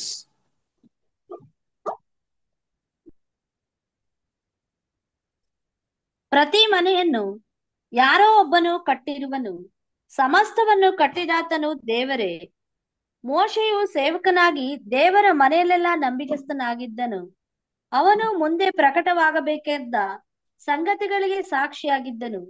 ಕ್ರಿಸ್ತನ ಮಗನಾಗಿ ದೇವರ ಮನೆಯ ಮೇಲೆ ಅಧಿಕಾರಿಯಾಗಿದ್ದಾನೆ. ನಾವು ನಮ್ಮ ಧೈರ್ಯವನ್ನು, ನಮ್ಮ ನಿರೀಕ್ಷೆಯಿಂದ ಉಂಟಾಗುವ ಉತ್ಸಾಹವನ್ನು ಕಡೆಯ ತನಕ ದೃಢವಾಗಿ ಹಿಡಿದುಕೊಂಡವರಾದರೆ ನಾವೇ ದೇವರ ಮನೆಯವರು. ನೋಡ್ರಿ ಪ್ರಿಯರೇ, ಇಲ್ಲಿ ಕನ್ನಡದಲ್ಲಿ ಆ ಒಂದು ವಾಕ್ಯ ಬಂದಿಲ್ಲ. ಇಲ್ಲಿ ಏನಂತಂದ್ರೆ, ಮೋಸೆ ದೇವರ ಮನೆಯಲ್ಲಿ ಹೆಂಗಿದ್ರು ಅಂದ್ರೆ ಒಂದು ನಂಬಿಕೆಯಾದಂತ ಒಂದು ಹಾಲಾಗಿದ್ರು. ನೋಡಿ ಪ್ರಿಯರೇ, ಮೋಸಸ್ ಬಂದು ಒಂದು ಸೇವಕ, ಎಂತ ಸೇವಕ ಮೋಸಸ್ ಅಂದ್ರೆ ಪ್ರಿಯರೇ, ಒಂದು ಫೇತ್ಫುಲ್ ಸರ್ವೆಂಟ್. ಅವರು ನಂಬಿಕೆಸ್ತದಂತ ಆಳಾಗಿ ದೇವರ ವಿಷಯದಲ್ಲಿ ಎಲ್ಲವೂ ಕೂಡ ಅವರು ಮಾಡಿದ್ರು ಅಂತ ನೋಡ್ತೀವಿ. ಸೊ ಯೇಸು ಕ್ರಿಸ್ತನಾದ್ರೆ ಪ್ರಿಯರೇ, ಅವರು ಅದಕ್ಕೆ ಮೇಲಾದಂತ ಮಗನು, ಯೇಸು ಕ್ರಿಸ್ತನ ಮಗನಾಗಿ ಏನಾಗಿದ್ದಾರೆ, ನಂಬಿಕೆಸ್ತನಾಗಿದ್ದಾರೆ. ಅಲ್ಲಿ ವಾಕ್ಯ ಕನ್ನಡದಲ್ಲಿ ನಂಬಿಕೆಸ್ತನಂತ ವಾಕ್ಯ ಬಂದಿಲ್ಲ, ಆಂಗ್ಲದಲ್ಲಿ ಬರುತ್ತದೆ. ಏನಂದ್ರೆ ಅವರು ಫೇತ್ಫುಲ್ ಆಗಿದ್ರು, ಮಗನಾಗಿ ಫೇತ್ಫುಲ್ ಆಗಿದ್ರು. ಯೇಸು ಕ್ರಿಸ್ತನ ಮಗನು, ಮೋಸೆ ಬಂದು ಸೇವಕ, ಅವರು ಸೇವಕನಾಗಿ ನಂಬಿಕೆಸ್ತನಾಗಿದ್ದರು. ಯೇಸು ಕ್ರಿಸ್ತನು ಮಗನಾಗಿ ದೇವರಿಗೆ ನಂಬಿಕೆಸ್ತನು. ನೋಡಿ ಪ್ರಿಯರೇ, ಈ ವಿಷಯನ ನಾವು ನೋಡೋದಾದ್ರೆ ಯೇಸು ಕ್ರಿಸ್ತನು ಇದುವರೆಗೆ ದೇವರಿಗೆ ನಂಬಿಕೆಸ್ತನಾಗಿದ್ದಾರೆ. ಅವ್ರನ್ನ ದೇವರು ಸೃಷ್ಟಿ ಮಾಡಿದ ದಿನದಿಂದ ಹಿಡಿದು ಇಷ್ಟುವರೆಗೆ ಅವರು ಒಂದು ಯೋಚನೆ ಕೂಡ ದೇವರಿಗೆ ವಿರೋಧವಾಗಿ ಮಾಡಿಲ್ಲ. ತಂದೆ ದೇವರು ಏನನ್ನ ಅವರು ಇಷ್ಟಪಡ್ತಾರೋ, ಏನನ್ನ ಯೋಚಿಸ್ತಾರೋ ಅದನ್ನೇ ತಂದೆ ಮಗನು ಕೂಡ ಏನ್ ಮಾಡ್ತಾರೆ, ಯೋಚಿಸ್ತಾರೆ. ಅಂದ್ರೆ ಎಷ್ಟು ಫೇತ್ಫುಲ್ನೆಸ್ ನೋಡ್ರಿ ಪ್ರಿಯರೇ. ಯಾವತ್ತಾದ್ರೂ ದೇವರಿಗೆ ಎದುರಾಗಿ ಏನಾದ್ರೂ ಯೋಚಿಸಿರ್ತಾರಾ, ದೇವರಿಗೆ ಏನಾದ್ರೂ ಎದುರಾಗಿ ಮಾಡ್ಬೇಕೆಂಬುದಾಗಿ ಯೇಸು ಸ್ವಾಮಿ ಯೋಚಿಸಿ ಇದ್ದಿರ್ತಾರ ಅಂದ್ರೆ ಖಂಡಿತ ಇಲ್ಲವೇ ಇಲ್ಲ ಪ್ರಿಯರೇ. ಅಂದ್ರೆ ಎಷ್ಟು ಒಂದು ಫೇತ್ಫುಲ್ ಸನ್ ನೋಡಿ ಪ್ರೀತಿಯ. ಆ ರೀತಿಯಾದ ಮಕ್ಕಳಿಗೆ ಸಿಗೋದು ತುಂಬಾ ಕಷ್ಟ ಅಲ್ಲ ಪ್ರಿಯ ಸರಸರೇ. ಒಂದು ನಂಬಿಕೆಸ್ತದಂತ ಮಗಳು ಸಿಕ್ಕೋದು ಒಂದು ತುಂಬಾನೇ ಕಷ್ಟ. ನೋಡು, ಲೋಕದಲ್ಲಿ ನಮ್ಗೆ ಅನೇಕ ತಂದೆ ತಾಯಿಗಳಿಗೆ ಒಂದು ಒಳ್ಳೆ ಮಗನು, ಒಳ್ಳೆ ನಂಬಿಕೆಸ್ತರದ ಮಗಲು ಸಿಗೋದು ತುಂಬಾನೇ ಕಷ್ಟ. ಪ್ರಿಯರೇ, ಯೇಸು ಕ್ರಿಸ್ತನ ವಿಷಯ ನೋಡೋದಾದ್ರೆ, ಈ ವಾಸ್ ಅ ಫೇತ್ಫುಲ್ ಸನ್. ತಂದೆದ ದೇವರಿಗೆ ಅಂದ್ರೆ ನಂಬಿಕೆಸ್ತನಾಗಿದ್ರು. ಯಾವುದು ಕೂಡ ಅವ್ರಿಗೆ ಎದುರಾಗಿ ಏನ್ ಮಾಡಿಲ್ಲ, ಅವ್ರು ಯೋಚಿಸಿಲ್ಲ, ಎದುರಾಗಿ ಮಾಡಿಲ್ಲ. ತಂದೆ ಏನನ್ನ ಇಷ್ಟಪಡ್ತಾರೋ ಅದನ್ನೇ 100% ಯೇಸು ಸ್ವಾಮಿ ಇಷ್ಟಪಡ್ತಾರೆ. ಅದನ್ನೇ ಅಲ್ಲಿ ನೋಡ್ತದೆ ಪ್ರಿಯರೇ. ಯೇಸು ಸ್ವಾಮಿ ಇನ್ ಮುಂದೆ ಹಂಗೆ ಇರ್ತಾರ ಅಂದ್ರೆ, ಪ್ರೀತಿಯ ಸದಸ್ಯ, ನೆನ್ನೆ ಹಂಗೆ ಇದ್ರು, ಇವತ್ತು ಹಂಗೆ ಇರ್ತಾರೆ, ಎಂದೆಂದಿಗೂ ಕೂಡ ಯೇಸು ಕ್ರಿಸ್ತನ ಹೆಂಗಿರ್ತಾರೆ ಅಂದ್ರೆ ಅವರು ಚೇಂಜ್ ಆಗಲ್ಲ ಪ್ರಿಯರೇ. ನಾವು ಕೆಲವು ಕಾಲ ಕೆಲವರಿಗೆ ನಂಬಿಕೆಸ್ತರಾಗಿರ್ತೀವಿ, ಆದ್ರೆ ಅದ್ ಹಂಗೆ ಕಂಟಿನ್ಯೂ ಆಗ್ತದೆ ಅಂದ್ರೆ ಇಲ್ಲ ಪ್ರಿಯರೇ. ತುಂಬಾ ದಿನ ಏನಾಗಲ್ಲ, ನಾವು ನಂಬಿಕೆಸ್ತರಾಗಿರಕ್ಕಾಗಲ್ಲ. ಆಮೇಲೆ ನಾವ್ ಏನ್ ಮಾಡ್ತೀವಿ, ಏನಾದ್ರು ಅವ್ರಿಗೆ ವಿರುದ್ಧವಾಗಿಯೋ ಅಥವಾ ಏನಾದ್ರು ಮಾಡ್ತೀವಿ. ಆದ್ರೆ ಯೇಸು ಕ್ರಿಸ್ತನ ಆ ರೀತಿಯಾಗಲ್ಲ, ಅವರು ಎಂದೆಂದಿಗೂ ಚೇಂಜ್ ಆಗಲ್ಲ. ಎಬ್ರದವರಿಗೆ 13ನೇ ಅಧ್ಯಾಯ 8ನೇ ವಾಕ್ಯವನ್ನು ಓದ್ರಿ. Hebrews 13 ಚಾಪ್ಟರ್ ವರ್ಸ್ 8 ಓದನ್ನ. ಯೇಸು ಕ್ರಿಸ್ತನು ನಿನ್ನೆ ಇದ್ದ ಹಾಗೆ ಇವತ್ತು ಇದ್ದಾನೆ, ನಿರಂತರವೂ ಹಾಗೆ ಇರುವನು. ನೋಡ್ರ ಪ್ರಿಯರೇ, ಎಂತ ಒಂದು ಕ್ಯಾರೆಕ್ಟರ್ ನೋಡಿ ಪ್ರೀತಿಯ ಸೋದರ. ಆದ್ರೆ ನಮ್ಮ ವಿಷಯದಲ್ಲಿ ನೋಡೋದಾದ್ರೆ, ನಾವು ಇವಾಗ ಹೆಂಗಿರ್ತೀವಿ, ಇನ್ನ ಸ್ವಲ್ಪ ಹೊತ್ತಲ್ಲಿ ಹೆಂಗಿರ್ತೀವಿ ನಮ್ಗೆ ಗೊತ್ತಾಗಲ್ಲ. ಅಂದ್ರೆ ಸೆಕೆಂಡ್ಗೆ ನಾವೇನಾಗ್ಬಿಡ್ತೀವಿ, ಚೇಂಜ್ ಆಗ್ತೀವಿ. ನಮ್ಮ ಮೂಡ್ ಹೆಂಗಿರ್ತದೆ ಹಂಗೆ ಇರ್ತೀವಿ, ಮತ್ತೆ ನಮ್ಗೆ ಸೌಕರ್ಯಗಳು ಹೆಂಗಿರ್ತದೆ ಹಂಗೆ ಇರ್ತೀವಿ. ಆದ್ರೆ ಪ್ರಿಯರೇ, ಎಂತ ಒಂದು ಪರಿಸ್ಥಿತಿಯಲ್ಲಿ ಇದ್ರೂ ಕೂಡ ಯೇಸು ಕ್ರಿಸ್ತನು ತಂದೆಯ ದೇವರಿಗೆ ನಂಬಿಕೆಸ್ತನಾಗಿದ್ರು, ಹಂಗೆ ಇರ್ತಾರೆ. ನೋಡಿ, ಉದಾಹರಣೆಗೆ ಪರಲೋಕದಲ್ಲಿ ಇದ್ದಾಗ್ಲೂ ಅವರು ನಂಬಿಕೆಸ್ತನಾಗಿದ್ರು. ತಂದೆಯ ದೇವರವ್ರನ್ನ ಕೆಳಗೆ ಕೆಳಗೆ ಮಟ್ಟಕ್ಕೆ ಏನ್ ಮಾಡೋರನ್ನ ತಂದ್ರು, ತುಂಬಾ ಲೋವೆಸ್ಟ್ ಪ್ಲೇನ್ಗೆ. ಅಂದ್ರೆ ಒಂದು ದಾಸನಾಗಿ ಕ್ರಿಸ್ತನನ್ನ ಇಟ್ಟರು ಕೂಡ ಅದೇ ನಂಬಿಕೆನ ಸ್ವಾಮಿ ಏನ್ ಮಾಡಿದ್ದಾರೆ, ತೋರಿಸಿದ್ದಾರೆ. ಬೇರೆ ನಮ್ಮನ್ನ ನಮ್ಮ ಬಾಸ್ ಒಂದು ಒಂದು ಉನ್ನತ ಸ್ಥಾನದಲ್ಲಿ ಇಟ್ಟಿದ್ರೆ ನಾವು ನಮ್ಮ ಬಾಸ್ನ ಹೊಗಳ್ತೀವಿ, ನಮ್ಮ ಬಾಸ್ಗೆ ತುಂಬಾ ಫೇತ್ಫುಲ್ ಆಗಿರ್ತೀವಿ. ಅದೇ ನಮ್ಮ ಬಾಸ್ ಏನ್ ಮಾಡ್ತಾರೆ ಅಂದ್ರೆ, ನಮ್ಮನ್ನ CEO ಒಂದು ಒಂದು ಮ್ಯಾನೇಜರ್ ಆಗಿ ಇಟ್ಬಿಟ್ಟು ಮಾರನೇ ದಿನ ನಮ್ ತಗೊಂಡು ಹೋಗಿ ನಮ್ಮನ್ನ ಒಂದು ವಾಚ್ಮನ್ ಆಗಿ ಒಂದು ಕೆಲಸ ಕೊಟ್ಬಿಟ್ಟು ನಮ್ಗೆ ಏನಾಗುತ್ತಂದ್ರೆ ಪ್ರಿಯರೇ, ಖಂಡಿತ ನಮ್ಗೆ ಅದು ಕಷ್ಟ ಆಗುತ್ತೆ. ಅವಾಗ ಕೂಡ ನಾವು ನಂಬಿಕೆಸ್ತಾಗಿರ್ತೀವ ಅಂದ್ರೆ ಖಂಡಿತ ಅದು ಸಾಧ್ಯ ಇಲ್ಲ. ಆದ್ರೆ ಯೇಸು ಕ್ರಿಸ್ತನು ನಿನ್ನೆ, ಇವತ್ತು ಮತ್ತು ಎಂದೆಂದಿಗೂ ಹೆಂಗಿರ್ತಾರಂದ್ರೆ ಹಂಗೆ ಇರ್ತಾರಂತ ಕೂಡ ನಾವು ನೋಡಿ. ಸದನ ಈ ನೀಲಿ ಬಟ್ಟೆ, ಪ್ರಿಯ ಸರಸರ, ಅವ್ರು ಹಾಕೊಂಡಿರುವಂತ ಈ ನೀಲಿ ವಸ್ತ್ರವು ಕ್ರಿಸ್ತನ ಒಂದು ನಂಬಿಕೆಸ್ತನ ಮಾಡುತ್ತೆ ನಮ್ಗೆ. ನೋಡಿಸ್ತದೆ ಅಂತ ನಾವು ನೋಡಿದ್ವಿ. ಸರಿ ಪ್ರಿಯರೇ, ನೆಕ್ಸ್ಟ್ ನಾವು ನೋಡೋಣ. ನೆಕ್ಸ್ಟ್ ವಸ್ತ್ರ ನೋಡ್ಬೇಕಾದ್ರೆ ಆ ಆ ನೀಲು ಅಂಗಿಯಲ್ಲಿ, ಆ ನೀಲಿ ಅಂಗಿಯಲ್ಲಿ ಆ ಬಾರ್ಡರ್ಸ್ ಗಳಲ್ಲಿ ಏನಿತ್ತಪ್ಪ ಅಂದ್ರೆ ಬೆಲ್ಗಳು ಅಲ್ವಾ, ಮತ್ತು ಆ ಪೋಮೊಗ್ರೈನೇಟ್ ಇತ್ತು. ಅಂದ್ರೆ ದಾಳಂಬರಿ ಹಣ್ಣು ಮತ್ತು ಬೆಲ್ಸ್ಗಳು. ಪ್ರಿಯ ಸದಸ್ಯರೇ, ಆ ಬೆಲ್ಗಳು, ಆ ಚಿನ್ನದಲ್ಲಿ ಮಾಡಲ್ಪಟ್ಟಂತ ಬೆಲ್ಗಳು ಅದರಲ್ಲಿ ಕಾಣಲ್ಪಟ್ಟಿದ್ದು. ಇದು ನಮ್ಗೆ ಏನಪ್ಪ ಸೂಚಿಸ್ತದೆ ಅಂತ ನಾವು ನೋಡೋದಾದ್ರೆ ಪ್ರಿಯ ಸದಸ್ಯರೇ, ನೋಡಿ ಬೈಬಲ್ ಅಲ್ಲಿ ಮುಖ್ಯವಾಗಿ ಈ ದೇವದರ್ಶನ ಗುಡಾರದಲ್ಲಿ ಈ ದಾಳಂಬರಿ ಹಣ್ಣು ತುಂಬಾನೇ ಏನಾಗಿದೆ, ಉಪಯೋಗ ಮಾಡಲ್ಪಟ್ಟಿದೆ. ಇದು ಇಸ್ರೇಲ್ ಅಲ್ಲಿ ಬೆಳೆಯುವಂತ ಒಂದು ಹಣ್ಣಾಗಿದೆ. ನಮ್ಮ ದೇಶದಲ್ಲಿರೋ ರೀತಿಯಾಗಲ್ಲ, ಅಲ್ಲಿ ತುಂಬಾ ಇನ್ನೂ ಕ್ವಾಲಿಟಿ ಆಗಿರ್ತದೆ, ಇನ್ನು ದೊಡ್ಡದಾಗಿರುತ್ತೆ, ನೋಡಕ್ಕೂ ಕೂಡ ಇನ್ನು ದೊಡ್ಡದಾಗಿ ಇನ್ನು ಕ್ವಾಲಿಟಿ ಆಗಿರ್ತದೆ. ಪ್ರಿಯರೇ, ಇದನ್ನ ನೋಡಕ್ ಹೆಂಗಿದೆ ನೋಡಿ, ಇದನ್ನ ನೋಡೋದಕ್ಕೆ ಕೆಂಪು ಕಲರ್ ಅಲ್ಲಿ ಇರ್ತದೆ.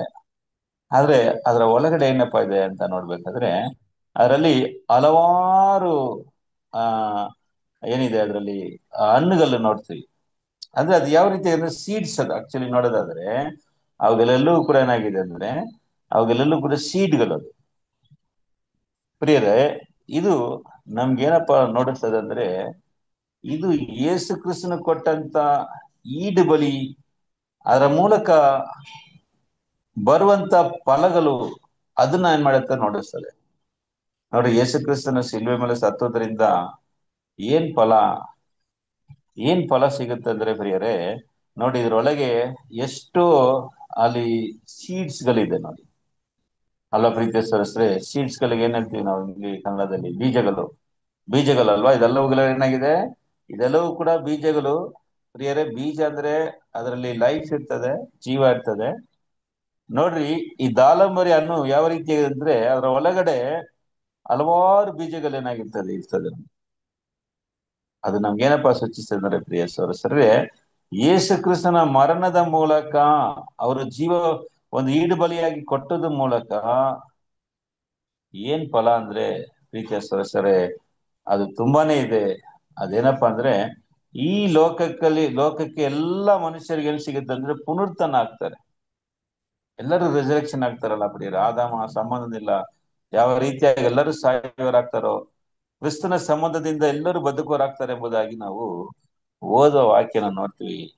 ಹೌದು ಪ್ರೀತಿಯ ಸದಸ್ಯರೇ, ಇದು ಕ್ರಿಸ್ತನ ಮೂಲಕ ನಮ್ಗೆ ಸಿಕ್ಕಿರುವಂತ ಒಂದು ಮನುಕುಲಕ್ಕೆ ಸಿಕ್ಕಿರುವಂತ ಫಲಗಳು. ಪ್ರಿಯರೇ, ನೋಡ್ರಿ ಹೆಂಗಿದೆ ನೋಡ್ರಿ ಪ್ರೀತಿಯ ಸದಸ್ಯರೇ, ಎಷ್ಟು ಬೀಜಗಳಿರೋದು. ಅದೇನು ತೋರಿಸ್ತದೆ, ಕ್ರಿಸ್ತನ ಮೂಲಕ ಈ ಲೋಕಕ್ಕೆ ಜೀವ ಸಿಗುತ್ತೆ, ಸತ್ತವರೆಲ್ಲರೂ ಕೂಡ ಪುನರುತ್ಥಾನದಲ್ಲಿ ಬರ್ತಾರೆ ಎಂಬುದಾಗಿ ಇದು ನಮ್ಗೆ ಏನ್ ಮಾಡುತ್ತೆ ನೋಡಿಸ್ತದೆ. ಅಂದ್ರೆ ಇದರ ಬಣ್ಣ ನೋಡಿದರೆ ಕೆಂಪು ಬಣ್ಣವಾಗಿರ್ತದೆ. ಅದು ಕ್ರಿಸ್ತನ ಒಂದು ಈಡು ಬಲಿನ ನಮ್ಗೆ ತೋರಿಸ್ತದೆ. ಮತ್ತೆ ನೋಡ್ರಿ ಬೆಲ್ಸ್ಗಳು ನೋಡ್ರಿ ಪ್ರಿಯ ಸಹೋದರರೇ, ಬೆಲ್ಗಳು ಅದರಲ್ಲಿ ಹೊಡೆಯುವಂತ ಈ ಗೋಲ್ಡನ್ ಬೆಲ್ಸ್, ಅದ್ ಏನ್ ಮಾಡುತ್ತೆ ಅಂದ್ರೆ ಬೆಲ್ಲುನ ಆ ಕಾಲದಲ್ಲಿ ಯಾವ್ದಕ್ಕೆ ಯೂಸ್ ಮಾಡ್ತಾ ಇದ್ರು ನೋಡ್ರಿ. ಬೆಲ್ ಬಂದು ಪ್ರಿಯ ಸದಸ್ಯರೇ ಒಂದು ಸುದ್ದಿನ ಏನ್ ಮಾಡುತ್ತೆ ನಮ್ಗೆ ಕೊಡ್ತದೆ. ಉದಾಹರಣೆಗೆ ನೋಡ್ಬೇಕಾದ್ರೆ ಪ್ರಿಯ ಸದಸ್ಯರೇ, ಅಧಿಕವಾಗಿ ನಾವು ಬೆಲ್ ಎಲ್ಲಿ ಯೂಸ್ ಮಾಡ್ತಾರೆ ಅಂತ ನೋಡ್ಬೇಕಾದ್ರೆ ಶಾಲೆಗಳಲ್ಲಿ, ಸ್ಕೂಲ್ಸ್ ಅಲ್ಲಿ ನೋಡ್ತೀವಲ್ವಾ. ಸ್ಕೂಲ್ ಬೆಲ್ ಹೊಡಿದಾರಲ್ಲ, ಫಸ್ಟ್ ಬೆಲ್ ಹೊಡಿಬೇಕಾದ್ರೆ ಅದು ನಮ್ಗೆ ಏನ ಅರ್ಥ ಸೂಚಿಸ್ತದೆ ಅಂದ್ರೆ ಅದು ಸ್ಕೂಲ್ ಸ್ಟಾರ್ಟ್ ಆಯ್ತು ಅಂತ ಒಂದು ಸಿಗ್ನಲ್ ಅಲ್ಲಿ ಇರೋರಿಗೆ ಏನ್ ಮಾಡುತ್ತೆ, ಆ ಶಬ್ದದಿಂದ ಅದು ಕೊಡ್ತದೆ. ಎರಡನೇದಾಗಿ ನೋಡ್ಬೇಕಾದ್ರೆ ಸಾಯಂಕಾಲ ಶಾಲೆ ಬಿಡುವಾಗ ಬೆಲ್ ಹೊಡಿತಾರೆ. ಅದು ಏನಪ್ಪಾ ಅಂದ್ರೆ ಸ್ಕೂಲು ಮುಕ್ತಾಯವಾಯ್ತು ಅಂತ. ಆದ್ರೆ ಶಾಲೆ ಮಕ್ಕಳಿಗೆ ಫಸ್ಟ್ ಬೆಲ್ ಅಂದ್ರೆ ತುಂಬಾನೇ ಕಷ್ಟ, ತುಂಬಾ ದುಃಖವಾಗ್ತಾರೆ, ಇವ ಸ್ಕೂಲ್ ಸ್ಟಾರ್ಟ್ ಆಯ್ತಂತ. ಆದ್ರೆ ಸಾಯಂಕಾಲ ಹೋಗೋ ಬೆಲ್ ಹೊಡಿತದೆ, ಯಾವಾಗ ಬೆಲ್ ಹೊಡಿತದೆ ಅಂತ ಮಾಡ್ತಾ ಇರ್ತಾರೆ, ಕಾಯ್ತಾ ಇರ್ತಾರೆ. ಈವ್ನಿಂಗ್ ಬೆಲ್ ಹೊಡೆದ ತಕ್ಷಣ ತುಂಬಾ ಸಂತೋಷದಿಂದ ಎಲ್ಲ ಹೊರಗಡೆ ಓಡ್ ಬರ್ತಾರಲ್ಲ ಪ್ರಿಯ ಸರಿ. ಸರಿ, ಬೆಲ್ ಮುಖ್ಯವಾಗಿ ನೋಡೋದಾದ್ರೆ ಒಂದು ವಿಷಯವನ್ನ ತಿಳಿಸೋದು. ಸೊ ಮುಂದಿನ ಕಾಲದಲ್ಲೆಲ್ಲ ಕೂಡ ನೋಡ್ಬೇಕಾದ್ರೆ ಪ್ರಿಯ ಸೈರಿನ್ ಕಂಡಿಡಕ್ಕೆ ಮುಂಚಿತವಾಗಿ ಬೆಲ್ಗಳ ಯೂಸ್ ಮಾಡ್ತಾ ಇದ್ರು. ಅಲ್ವಾ ಪ್ರಿಯ? ಸೈರಿನ್ ಈಗ ಬಂದ್ಬಿಡ್ತು. ಮುಂಚೆಲ್ಲ ನಾವು ನೋಡೋದಾದ್ರೆ ಈ ಫೈರ್ ಇಂಜಿನ್ಗೆ ಬೆಲ್ ಯೂಸ್ ಮಾಡ್ತಾ ಇದ್ರು, ಬೆಲ್ ಹೊಡಿತಾ ಇದ್ರು. ಅಂದ್ರೆ ಅದು ಏನನ್ನ ಸೂಚಿಸ್ತದೆ ಅಂದ್ರೆ ಡೇಂಜರ್. ಬೆಲ್ ಹೊಡಿತಾ ಹೋಗ್ತಾ ಇದ್ರಲ್ಲ, ಡೇಂಜರ್ ಅಂತ. ಫೈರ್ ಇಂಜಿನ್ಸ್ಗೆಲ್ಲ ನಾವು ನೋಡಿರ್ತೀವಿ, ಹಳೆ ಕಾಲದಲ್ಲಿ ಒಂದು ಫೈರ್ ಇಂಜಿನ್ಸ್ ಅಲ್ಲ, ಬೆಲ್ ಅದರಲ್ಲಿ ಹಾಕಿಟ್ಟಿದ್ರು. ಅದರ ಮೂಲಕ ಜನರಿಗೆ ಒಂದು ಮೆಸೇಜ್ ಪಾಸ್ ಮಾಡ್ತಾರೆ. ಹೌದು ಪ್ರಿಯ ಸರಿ. ಇದು ಕೂಡ ಏನಪ್ಪಾ ಅಂದ್ರೆ ಈ ಲೋಕಕ್ಕೆ ಈ 2000 ವರ್ಷದಿಂದ ಸಭೆ ಕ್ರಿಸ್ತನ ಒಂದು ಈಡು ಬಲಿಯ ವಿಷಯವಾಗಿ ಏನ್ ಮಾಡ್ತಾ ಇದೆ? ಶಬ್ದವನ್ನ ಮಾಡ್ತಾ ಇದೆ, ಸಾಕ್ಷಿ ಕೊಡ್ತಾ ಇದೆ. ಆದ್ರೆ ಈ ಸಾಕ್ಷಿ ಎಲ್ಲರ ಕಿವಿಗೆ ಏನಾಗ್ತಾ ಇಲ್ಲ, ಬೀಳ್ತಾ ಇಲ್ಲ. ಕೆಲವು ಕಿವಿಗಳಿಗೆ ಏನಾಗ್ತದೆ, ಬೀಳ್ತಾ ಇದೆ. ಅಪೋಸ್ತಲರಿಂದ ಹಿಡಿದು ಪ್ರಿಯ ಸರಸೆ ಇವತ್ತಿನವರೆಗೆ ಈ ಶಬ್ದವು ಕೇಳ್ತಾ ಬರ್ತದೆ. ಇದು ಒಂದು ಸಾಕ್ಷಿ, ವಿಟ್ನೆಸ್ಸಿಂಗ್. ಈಗ ನಮ್ಗೆ ಕೇಳ್ತಾ ಇದೆ ಪ್ರಿಯರೇ, ಬರುವಂತ ಕ್ರಿಸ್ತನ ರಾಜ್ಯದಲ್ಲಿ ಇಡೀ ಲೋಕದವ್ರಿಗೆ ಏನಾಗುತ್ತೆ, ಈ ಶಬ್ದ ಕೇಳುತ್ತೆ. ಏನ್ ಶಬ್ದ ಅಂದ್ರೆ ಒಂದು ವಾಕ್ಯವನ್ನು ಓದ, ಬೈಬಲ್ ತುಂಬಾ ಮುಖ್ಯವಾದ ಒಂದು ವಾಕ್ಯ. 1ನೇ ತಿಮೋಥೆಯ 2ನೇ ಅಧ್ಯಾಯದಲ್ಲಿ 2ರಿಂದ 6 ಈ ವಚನಗಳು ಪ್ರೀತಿಯ ಸಹೋದರರೇ ತುಂಬಾ ಮುಖ್ಯವಾದ ವಚನ ಬೈಬಲಲ್ಲಿ. ನಮ್ಗೆಲ್ಲರೂ ಗೊತ್ತಿರ್ಬೇಕು, ಈ ವಾಕ್ಯ ತುಂಬಾನೇ importance verse in the Bible. ಹೋದ್ರಿ 2ನೇ ಅಧ್ಯಾಯ, 1ನೇ ತಿಮೋಥೆಯ 2ನೇ ಅಧ್ಯಾಯ 2ರಿಂದ 6 ವಚನಗಳನ್ನ ಓದೋಣ. ನಮಗೆ ಸುಖ ಸಮಾಧಾನಗಳು ಉಂಟಾಗಿ ನಾವು ಪೂರ್ಣ ಭಕ್ತಿಯಿಂದಲೂ ಗೌರವದಿಂದಲೂ ಕಾಲಕ್ಷೇಪ ಮಾಡುತ್ತೇವೆ. 1ನೇ ತಿಮೋಥೆಯ ಪರಿಶುದ್ಧರಿಗಾಗಿಯೂ ಎಲ್ಲಾ ಅಧಿಕಾರಿಗಳಿಗಾಗಿಯೂ ವಿಜ್ಞಾಪನೆಗಳನ್ನು ಮಾಡಬೇಕು. 1ನೇ ತಿಮೋಥೆಯ ಸಿಸ್ಟರ್ 2 ಅಲ್ಲ 1, ಸ್ವಲ್ಪ ಮಿಸ್ಟೇಕ್ ಆಗಿದೆ. 1ನೇ ತಿಮೋಥೆಯ 2ನೇ ಅಧ್ಯಾಯ 2ರಿಂದ 6 ಅದೇ ಅದೇ ಬ್ರೋ ಓದ್ತಿರೋದು ಅದೇ. ಓದಿ ಸಿಸ್ಟರ್. ಓದ್ರಿ. ಕೆಳಗಡೆ ಬರ್ಬೋದು ಹಂಗಿದ್ರೆ ವಾಕ್ಯ. ಕಂಟಿನ್ಯೂ ಮಾಡಿ ಸಿಸ್ಟರ್. ಅಧಿಕಾರಿಗಳಿಗಾಗಿ ವಿಜ್ಞಾಪನೆಗಳನ್ನು ಮಾಡಬೇಕು. ಹಾಗೆ ಮಾಡುವುದು ನಮ್ಮ ರಕ್ಷಕನಾದ ದೇವರ ಸನ್ನಿಧಿಯಲ್ಲಿ ಮೆಚ್ಚುಗೆಯಾಗಿಯೂ ಯೋಗ್ಯವಾಗಿಯೂ ಅದೇ. ಎಲ್ಲ ಓದ್ರಿ. ಎಲ್ಲ ಮನುಷ್ಯರು ರಕ್ಷಣೆಯನ್ನು ಹೊಂದಿ ಸತ್ಯದ ಜ್ಞಾನಕ್ಕೆ ಸೇರಬೇಕೆಂಬುದು ಆತನ ಚಿತ್ತವಾಗಿದೆ. ಏಕೆಂದರೆ ದೇವರು ಒಬ್ಬನೇ, ದೇವರಿಗೂ ಮನುಷ್ಯರಿಗೂ ಮಧ್ಯಸ್ಥನು ಒಬ್ಬನೇ, ಆತನು ಮನುಷ್ಯನಾಗಿರುವ ಕ್ರಿಸ್ತ ಯೇಸುವೆ. ಆತನು ಎಲ್ಲರ ವಿಮೋಚನಾರ್ಥವಾಗಿ ತನ್ನನ್ನು ಒಪ್ಪಿಸಿ ಬಿಟ್ಟನು. ಇದೇ ತಕ್ಕ ಸಮಯಗಳಲ್ಲಿ ಹೇಳಬೇಕಾದ ಸಾಕ್ಷಿಯು. ನೋಡಿದ್ರ ಪ್ರೀತಿಯ ಸಹೋದರರೇ, ಅಂದ್ರೆ ಎಲ್ಲಾ ಮನುಷ್ಯರ ರಕ್ಷಣೆ ಹೊಂದಿ ಸತ್ಯದ ಜ್ಞಾನಕ್ಕೆ ಬರ್ಬೇಕೆಂಬುದಾಗಿ ಆತನ ಒಂದು ಚಿತ್ತವಾಗಿದೆ. ದೇವರ ಒಬ್ಬನೇ, ದೇವರಿಗೂ ಮನುಷ್ಯರಿಗೂ ಮಧ್ಯಸ್ಥನೊಬ್ಬನೇ. ಆತನು ಎಲ್ಲರಿಗಾಗಿ ವಿಮೋಚನಾ ಕ್ರಯವಾಗಿ ತನ್ನನ್ನೇನ್ ಮಾಡಿದ್ದಾರೆ, ಒಪ್ಪಿಸಿದ್ದಾರೆ. ಇದೇ ಹೇಳಬೇಕಾದಂತ, ತಕ್ಕ ಸಮಯದಲ್ಲಿ ಹೇಳಬೇಕಾದಂತ ಸಾಕ್ಷಿ. ಪ್ರಿಯರೇ, ಈ ಶಬ್ದವು ಬೆಲ್ಲಿನ ಒಂದು ಶಬ್ದವು. ಅಂದ್ರೆ ಎಲ್ಲರಿಗಾಗಿ ಯೇಸು ಕ್ರಿಸ್ತನು ಏನಾಗಿದ್ದಾರೆ, ಅವರು ವಿಮೋಚನ ಕ್ರಯವಾಗಿ ಎಲ್ಲರಿಗೋಸ್ಕರ ಒಪ್ಪಿಸಲ್ಪಟ್ಟಿದ್ದಾರೆ ಎಂಬ ಈ ಬೆಲ್ಲಿನ ಒಂದು ಶಬ್ದವು ಈಗ ಧ್ವನಿ ಮಾಡ್ತಾ ಇದೆ. ನೋಡಿ ಪ್ರಿಯರೇ, 2000 ವರ್ಷದಿಂದ ಅಪೋಸ್ತಲರು ಮತ್ತು ಅದರ ಹಿಂದೆ ಬಂದಂತ ಸೇವಕರು, ಕೊನೆಯದಾಗಿ ನಮ್ಮ ಕಾಲದಲ್ಲಿ ನಾವು ನೋಡ್ತಾ ಇದ್ದೀವಿ, ಕ್ರಿಸ್ತನ ಈಡು ಬಲಿಯ ವಿಷಯವಾಗಿ ಧ್ವನಿ ಮಾಡ್ತಾ ಇದ್ದೀವಿ. ಆದ್ರೆ ಬರುವಂತ 1000 ವರ್ಷದಲ್ಲಿ ಎಲ್ಲರ ಕಿವಿಗೆ ಏನಾಗುತ್ತೆ, ಈ ವಾಕ್ಯವು ಬೀಳುತ್ತೆ. ಕ್ರಿಸ್ತನೇ ಮಧ್ಯಸ್ಥನು, ಆತನ ಮೂಲಕವೇ ಎಲ್ಲರಿಗೂ ವಿಮೋಚನೆ ಇದೆ. ಆತನೇ ವಿಮೋಚನ ಕ್ರಯವನ್ನ ಎಲ್ಲರಿಗಾಗಿ ಏನ್ ಮಾಡಿದ್ದಾರೆ, ಒಪ್ಪಿಸಿದ್ದಾರೆ. ವಿಮೋಚನ ಕ್ರಯವಾಗಿ ತನ್ನನ್ನೇ ಏನ್ ಮಾಡಿದ್ದಾರೆ, ಒಪ್ಪಿಸಿದ್ದಾರೆ ಎಂಬ ಈ ಸತ್ಯವನ್ನ ಎಲ್ಲ ಲೋಕದವ್ರು ಏನ್ ಮಾಡ್ಬೇಕು, ಅರಿಯಬೇಕು. ಅದೇ ದೇವರ ಯೋಚನೆ. ಎಲ್ಲರ ರಕ್ಷಣೆ ಹೊಂದಬೇಕು, ಎಲ್ಲ ರಕ್ಷಣೆ ಹೊಂದಿ ಸತ್ಯದ ಮಾರ್ಗಕ್ಕೆ ಏನಾಗ್ಬೇಕು, ಅವರು ಬರಬೇಕು ಎಂಬುದಾಗಿ ದೇವರ ಒಂದು ಚಿತ್ತವಾಗಿದೆ. ಏನ್ ಸತ್ಯ ಬಂದ್ರೆ, ದೇವರು ಒಬ್ಬನೇ, ದೇವರಿಗೂ ಕ್ರಿಸ್ತನಿಗೆ ದೇವರಿಗೂ ಮನುಷ್ಯನಿಗೆ ಮಧ್ಯಸ್ಥನ ಒಬ್ಬರೇ. ಆ ಮಧ್ಯಸ್ಥನೇ ಎಲ್ಲರಿಗಾಗಿ ವಿಮೋಚನೆ ಕ್ರಯವಾಗಿ ತನ್ನನ್ನ ಏನ್ ಮಾಡಿದ್ದಾರೆ, ಒಪ್ಪಿಸಿದ್ದಾರೆ ಎಂಬ ಈ ಸತ್ಯನ, ಈ ಧ್ವನಿನ ಏನ್ ಮಾಡ್ಬೇಕಂದ್ರೆ ಈಗ ಧ್ವನಿ ಮಾಡ್ತಾ ಇದೆ. ಕ್ರಿಸ್ತನ ಸಾವಿರಾಶ ಲೋಕಕ್ಕೆ ಏನಾಗುತ್ತೆ ಬಿಡುತ್ತೆ. ನೋಡಿ, ಅದನ್ನೇ ಇಲ್ಲಿ ಈ ಒಂದು ಮಹಾಯಾಜಕನ ಒಂದು ವಸ್ತ್ರದಲ್ಲಿ ಬಾರ್ಡರ್ ಅಲ್ಲಿ ಈ ಬೆಲ್ಲು ಮತ್ತು ಈ ದಾಲಾಂಬರಿ ಆ, ಹಣ್ಣು ಅದರ ಇಟ್ಟಿದ್ದಾರೆ. ಅದರ ಅರ್ಥನ ನಾವು ಇದನ್ನ ನೋಡ್ತೀವಿ. ಬೇರೆ ಹೌದು ಪ್ರೀತಿ ಸ್ನೇಹಿತರೆ, ಈ ರೀತಿಯಾಗಿ ಅನೇಕ ಅರ್ಥಗಳನ್ನ ನಾವು ಈ ವಸ್ತ್ರಗಳಲ್ಲಿ ಏನ್ ಮಾಡ್ಬೋದು, ನಾವು ನೋಡ್ಬೋದು. ಅದರಿಂದ ಈ ಒಂದು ಪಾಠವನ್ನ ನಾವೇನ್ ಮಾಡೋಣ, ಈಗ ಇಲ್ಲಿಗೆ ನಾವು ನಿಲ್ಲಿಸೋಣ. ಮತ್ತು ಇನ್ನು ಇದರಲ್ಲಿ ಇರುವಂತ ಇನ್ನು ಅರ್ಥಗಳು ಏಫೋತ್ತು ಮತ್ತು ಬೇರೆ ವಸ್ತ್ರಗಳಿರುವಂತ ಆತ್ಮಿಕ ಅರ್ಥಗಳನ್ನ ಕೂಡ ಈ ಒಂದು ಪಾಠದ ಒಂದು ಕಂಟಿನ್ಯೂಷನ್ ಅಲ್ಲಿ ನೆಕ್ಸ್ಟ್ ಕ್ಲಾಸ್ ಅಲ್ಲಿ ನಾವೇನ್ ಮಾಡೋಣ, ನಾವು ಧ್ಯಾನಿಸೋಣ. ದೇವರ ಈ ವಾಕ್ಯಗಳನ್ನ ಆಶೀರ್ವದಿಸಲಿ. ಆಮೇಲೆ ಓಕೆ, ಥ್ಯಾಂಕ್ ಯು ಬ್ರದರ್. ಈ ಸಮಯದಲ್ಲಿ ಈ ಕೂಟದ